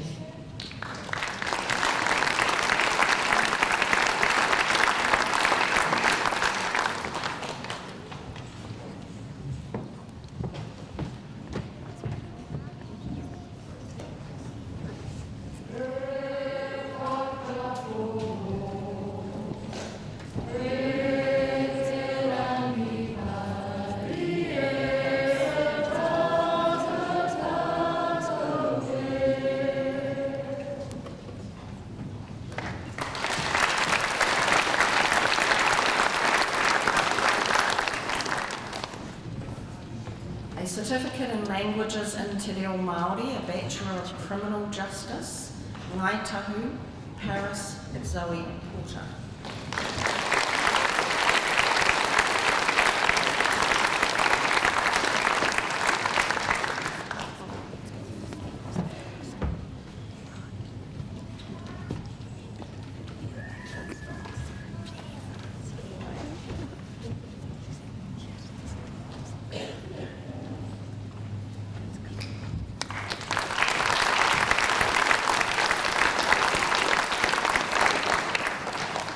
Bachelor of Criminal Justice, Te Arawa, Ngai Tahu, Tori Alice Rangi McNaught.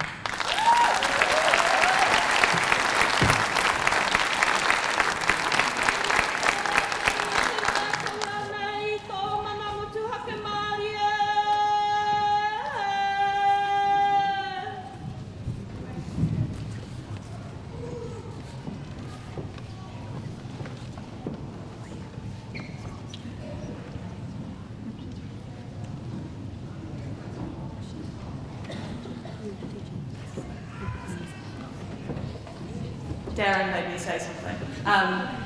Kia ora everyone, just a huge mihi to everyone who's made my journey here at Te Whare Wānanga o Waitaha a smooth one. I call it smooth, probably not. But one of which I've been able to A, reconnect with who I am, but B, meet some amazing people along the way. So, ngā mihi kia koutou, there are many of you. And ngā mihi kia korua to my parents at the back, Amanda and Aaron, thank you for tautoko me through what has been the hardest but best time of my life. Kia ora.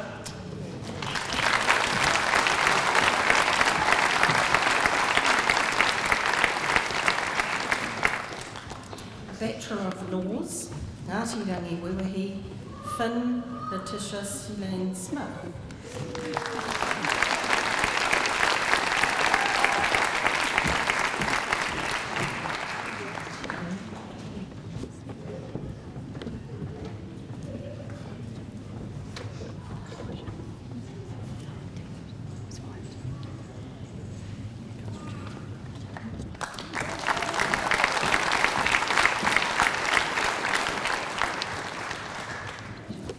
Bachelor of Laws, Ngāti Rangi Wewahi, Ngāti Whakaue, Ngāti Raukawa, Ngai Tūhoi, George Gordon Rangi Kāwhiti Leonard.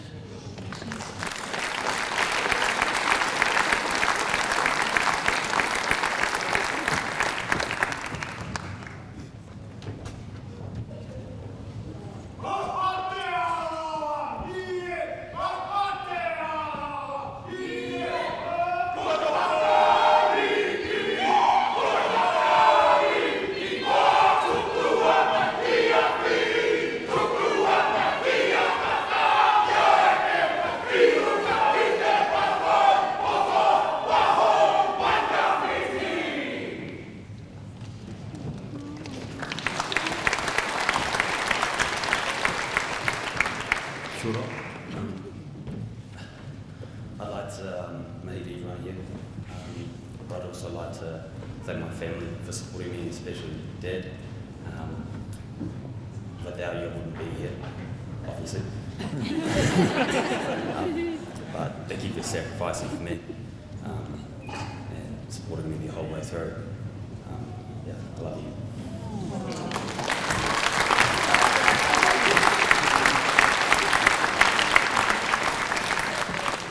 Hui moving into the Bachelor of Sciences area. For a Bachelor, being acknowledged for a Bachelor of Science in Biological Sciences with a minor in Te Reo from Ngāti Porou, Brianna Wendy Bell.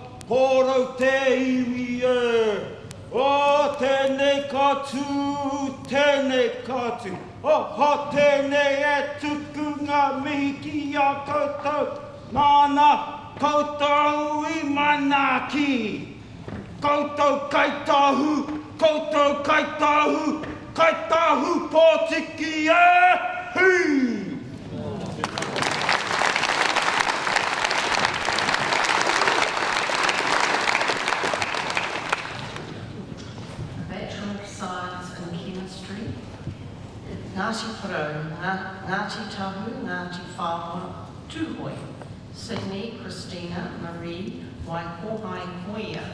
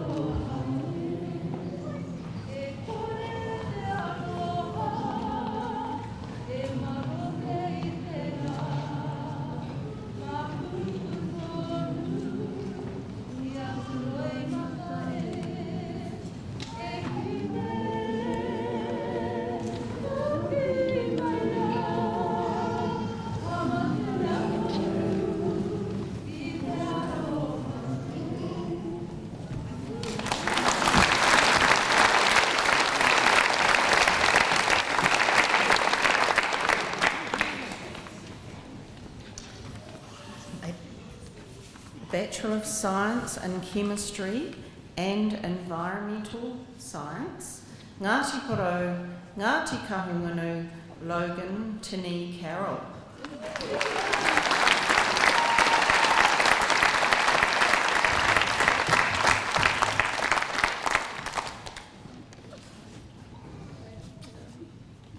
Karanga mai kia koe Logie, ka nusu mihi tō rā whakawhira kia. Ko tāma o ngā māko sa whānau keo, ko ka wairoa, kei tautoko i o rā, nā reina, nā mihi kia koe, e karanga tira. Mō tēnei waia ka rongonoi o te moto o Ngāti Kahungunu. Tū tira mai ngā kiwi, au e, tātou tātou e. Tū tira mai ngā iwi, au e, tātou tātou e. Whai awa tāna me te aroha, e ngā iwi, kia whakatahi, kia whakahira, tātou tātou e, tātou tātou. Ka mua tātou ka, kia wai.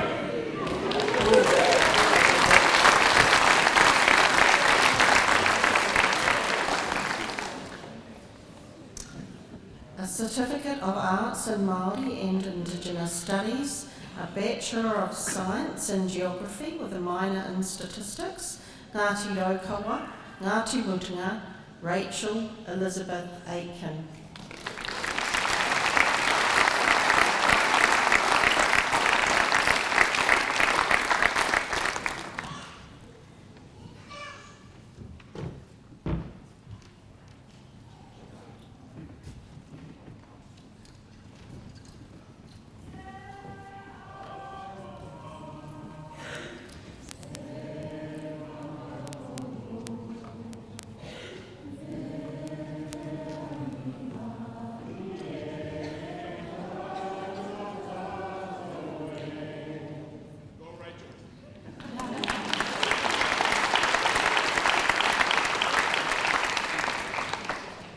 Bachelor of Science in Physics and Mathematics from Ngāti Apa, Matthew George French.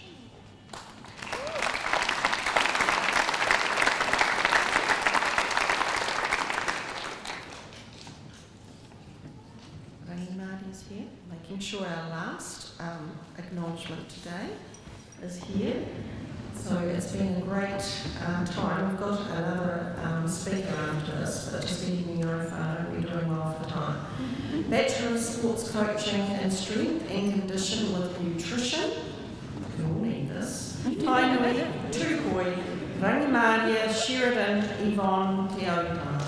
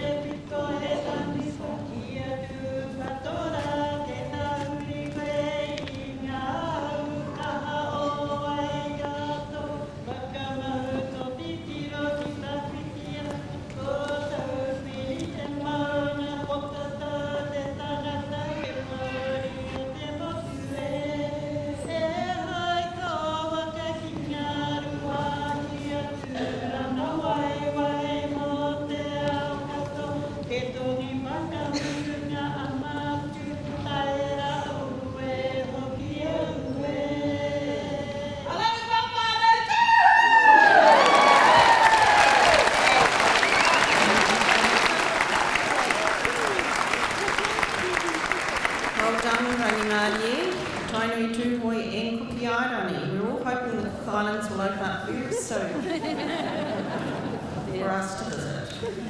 Well, whānau, we did it. We've kept to time, and now we're going to invite our speaker, our guest speaker, to come up. She can take a bit of time on the tutorial now, and doesn't have to rush. But we have our graduate speaker who received an acknowledgement in the PhD, Doctor of Philosophy. Could I now invite to come to the stage Dr. Kelly Dickoff.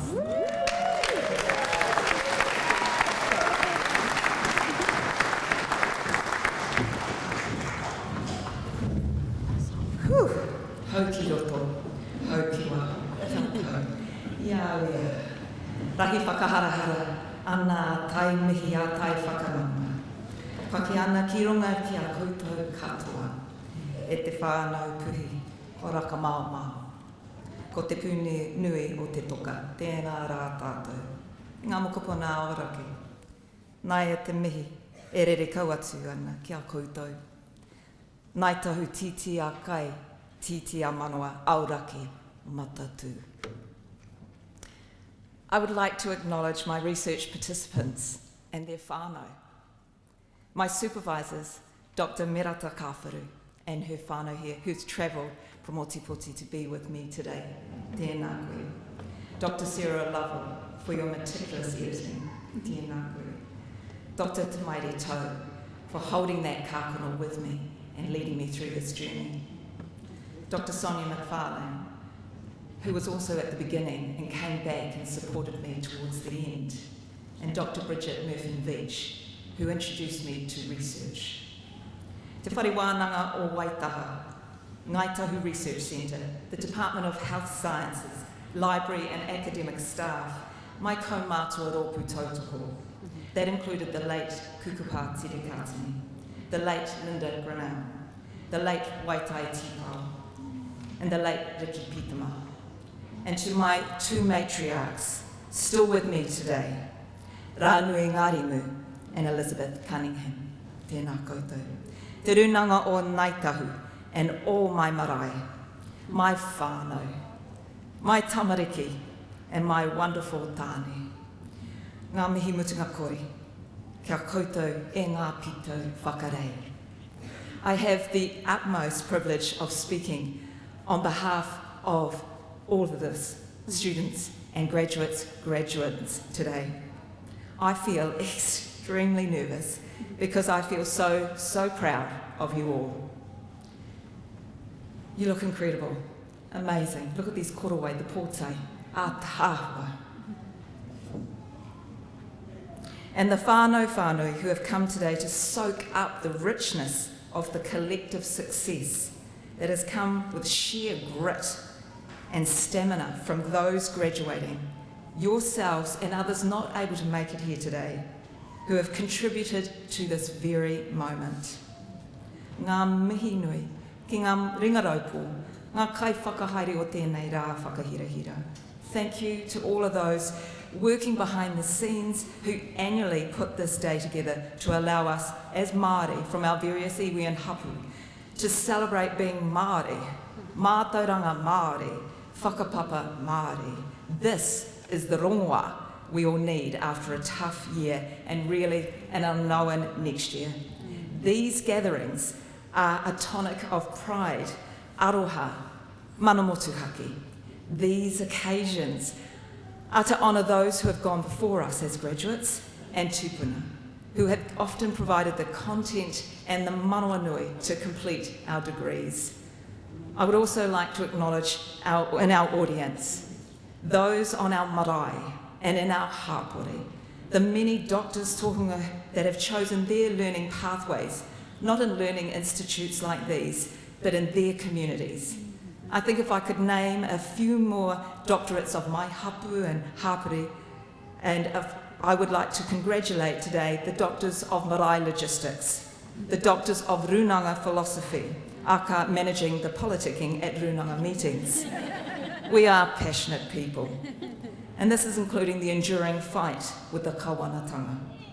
The doctors of mahinga kai, the doctors of ahikaroa, our haukainga who keep on giving, and the doctors of domestic maintenance, manaki and the kainga. We may have chosen a different knowledge pathway, but both carry equal merit. We all know this education journey is not easy for many, and some of the challenges come from within our hiningaro that niggles incessantly, questioning us as at the most vulnerable times about whether we are good enough, intelligent enough, te reo Māori speaker enough, tikanga advocate enough, the best parent while studying enough, te mea te mea. This is the Māori not enough syndrome, conditioned from historical impediments that are more exposed when we are stressed. However, yourselves, our whānau today, highlight that we are more than enough. We are all achievers. In fact, Māori doctoral student enrolment across universities in Aotearoa have increased by 24%. Almost half of the recent Māori uni graduates were the first in their whānau to attend uni. A third are parents, and 70% are wahine. Those of us who are in the mature stage of life, well, we make up the second largest group of Māori enrolling for a PhD. And just to finish the stats section, 5 years from now, Māori doctoral students are likely to earn more than their Pākehā doctoral peers. Whew, need that. Although a recent study showed we still have some way to go in getting pay equity within our universities. He wero tērā. But we are achieving in greater numbers across their learning establishments. I started my academic journey at Wellington Polytechnic, then at University of Auckland, where I was lucky enough to tutor for Anne Salmon.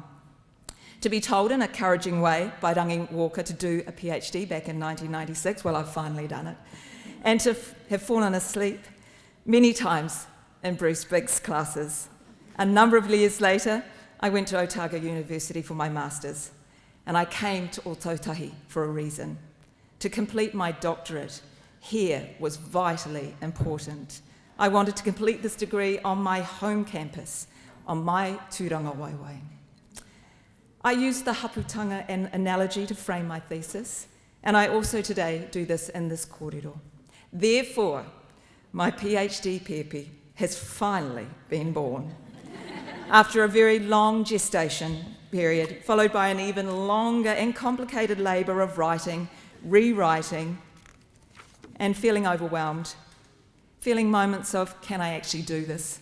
Or I'm just too exhausted to push this PhD pepe out. You also know the whole pregnancy of a doctorate has dragged on when people stop asking you how the PhD is going. And they replace the word PhD or doctorate with the word writing and tentatively ask, how is your writing going? A softer kind of approach, but regardless how it is addressed, it is still the curse of being overdue.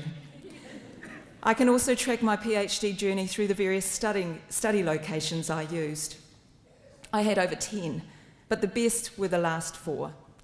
They consisted of an office in the old Princess Margaret Hospital, often by myself, on a whole floor, 5 floors up of a very empty building. Many empty rooms with the wind howling through the windows, left open for centuries, enough to rattle the wairua. I would frequently yell out, "No konea ho!" I was never alone at the psychiatric hospital and calling out to the owl. Then I took up residency in the first aid room at the old New Brighton school. Quite appropriate, really, with the many years of nursing I have. Then when COVID lockdown hit and we got kicked out of there, I went home like everyone else in the world until my bedroom became unbearable to work, homeschool the tamariki, work out, study and sleep in. I couldn't go to a reserve and a park or any of the parks because they were locked. Nor could I sit outside someone's house studying because they were all at home and they might have thought I was staking the joint. So I came up with an ingenious plan. I ended up going to the local Pack and Save car park and sitting in my car and studying. No one questioned me. I had plenty of food, and the only thing that made me go home was the need to go wharepaku. I couldn't be bothered putting on my mask and waiting in the long queues. I did mix the scenery up though. I went to Countdown and New World car parks as well.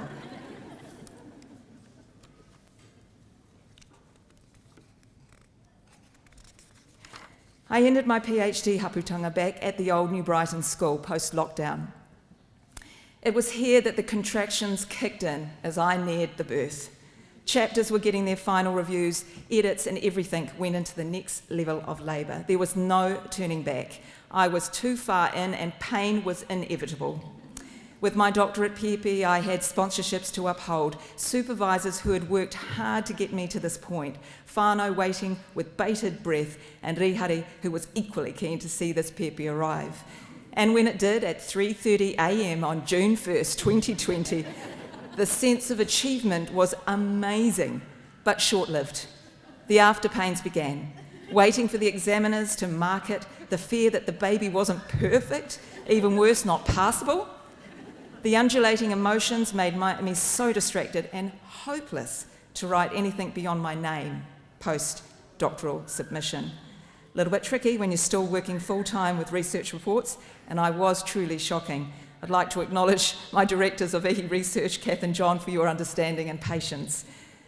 However, the road was still going. I still had to defend my PhD in an oral exam. I had to do as RuPaul would taunt, fight for my life. Zoom is convenient, but convincing these 2 small squares at the end of the table that my PhD baby is beautiful and can hold its own alongside all the other thesis babies wasn't easy for this exhausted new PhD mama. However, we made it. My whānau and me, I passed. We all cried. Mine became awkwardly uncontrollable, a combination of relief and tiredness. My doctoral research explored Ngaitahu customary birthing, knowledge and practices. It is a passionate thesis caught between the speak of the academy and a kōrero to my whānau. Using a mixed method kaupapa Māori approach to harvest the kōrero from tangata, puka puka, te tai ao mahitoi. Studying the symbolism in Māori art along with all the smidgens I could find in every other form of media, I started at creation of the universe and eventually made my way through to maternity care today. After more than 20 years in the health field and being a mature student, I'm practical. I needed to activate the thesis off the pages and put some effort into implementing the recommendations.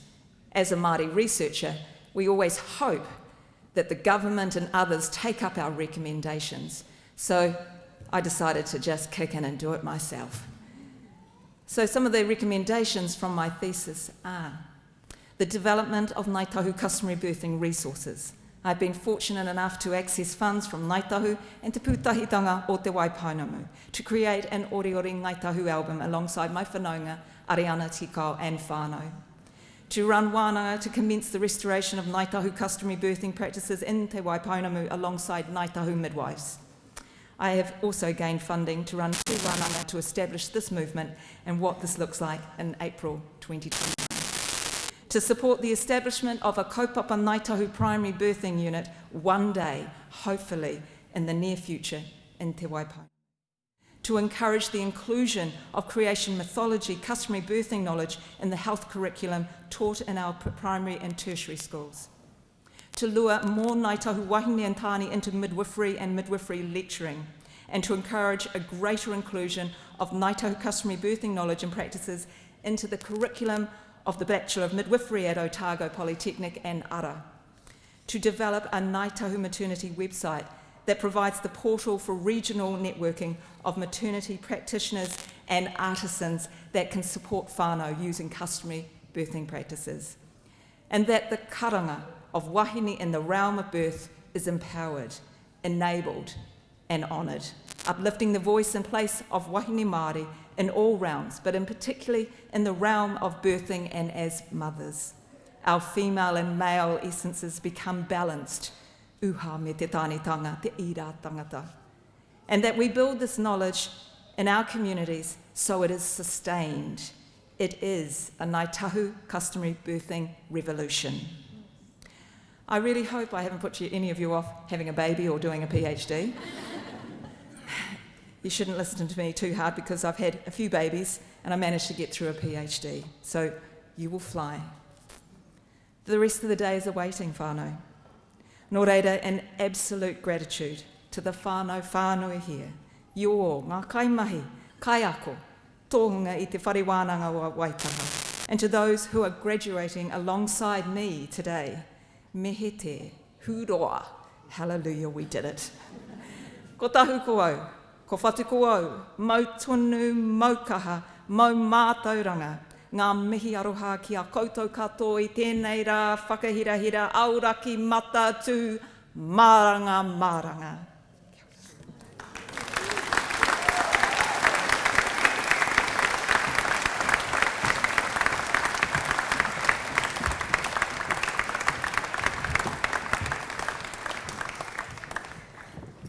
Titi whakatai arorua, e hoki mai rā koe, ki o te pātatu,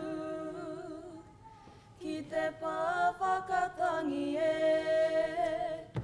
ki te kōau i tau e nei ai, i raro i au e. Titi whakatai arorua, e hoki mai rā koe. Tēnā koutou.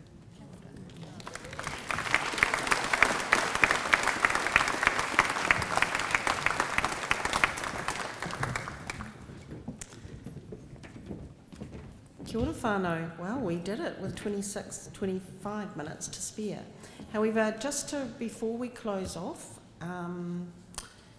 a couple of announcements. We would like all of the graduates to come and assemble on the stage for a final photo.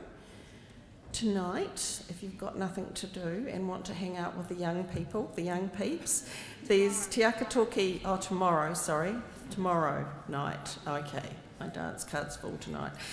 The Te Akatoki will be hosting a pō whakangaho tomorrow night at Haereroa Island Road from 7 p.m.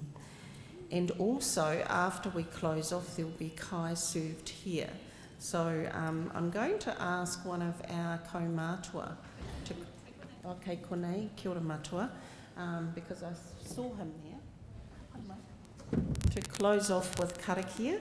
And when I was a young student, he was very helpful to me when I was a student and a young person arriving in Christchurch. So matua te te hai, watch the floor, health and safety. After we've closed off, then there'll also be karakia for Kai. Corbin, maybe we'll get you to do that to separate the functions. Have matua close off the session now. So kia ora everyone, you've been a fabulous whānau audience support, the best I've experienced in my 15 plus years of graduations. This is the 15th anyway, but wonderful, kept to time, had your waiata sorted, and we're going to celebrate for the rest of the week. Kia ora everyone. Matua Ted would like a himene whakaria mai as well to close off. So e tū whānau for the karakia.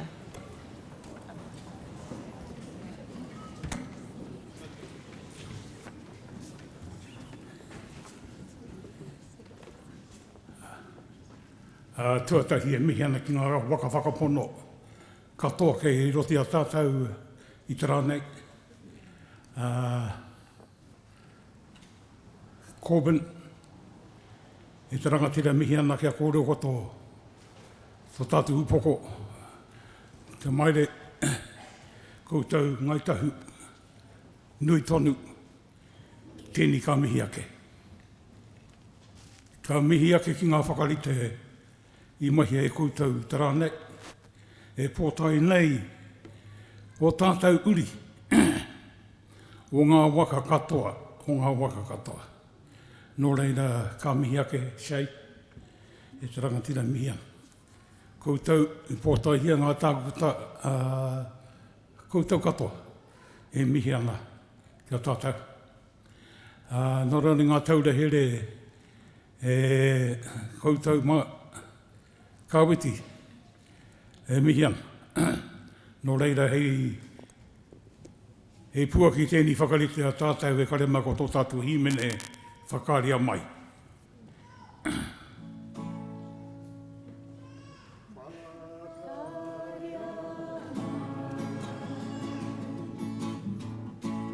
Tori peka aki au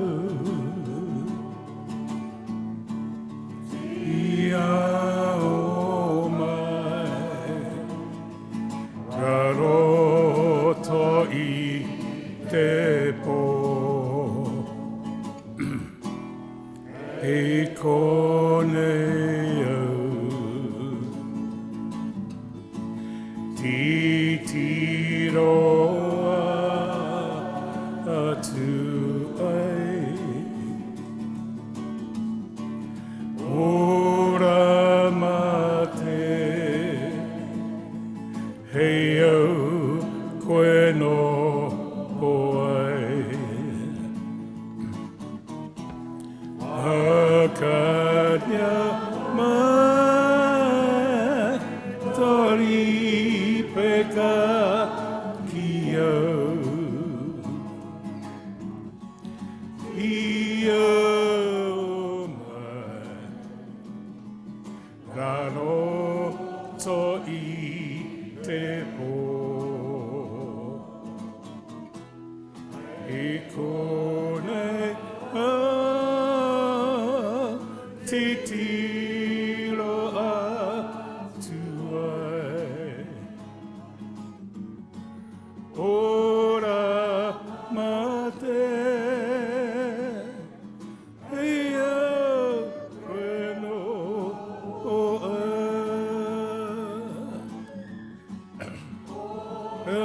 Amate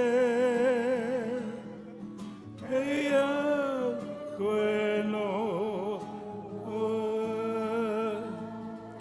E te atua nā nei mātou I whai pūtake ai, I whai kaha ai E whakawhētai atu nā mātou kia koe nā toaroha noa I whiwhi ai mātou ki tēnei rangi E tamariki mātou nāu E me horoi ki ngā toto tau tama E me whakakākahu ki te korowai o tō oranga A whinatia mai mātou kia tuku hairua te takaiti, ki te whakātu i aia ki te ao, ia mā te whakaaro, ia mā te kōrero, ia mā te mahi. Nā ngā hia tapu me ngā whakaaro pai katoa, ho mai ki o pōnonga tarangi Māoria, e kore nei te ahai toho mai te ao, kia pūmauai o mātou ngā kau ki te whakarongo ki o ture. Nau hoki te ki te kore au, e kore e tae o koutou te tahi mea. Te ariki ka whipono mātou i tēni whakatau au. Ko ngā wāhi mate mau whakaora, ko ngā wāhi he mau whakatika, ko ngā wāhi pai, māwano hei whakapū mau, kia ta noho ai mātou i runga pai a ngā rangi e takotoa ke nei, ko ihi kraiti hoki tō mātou ariki tō mātou kai whakaora, ake, ake, ake, amene. Kia ora tātou, kia ora te whare.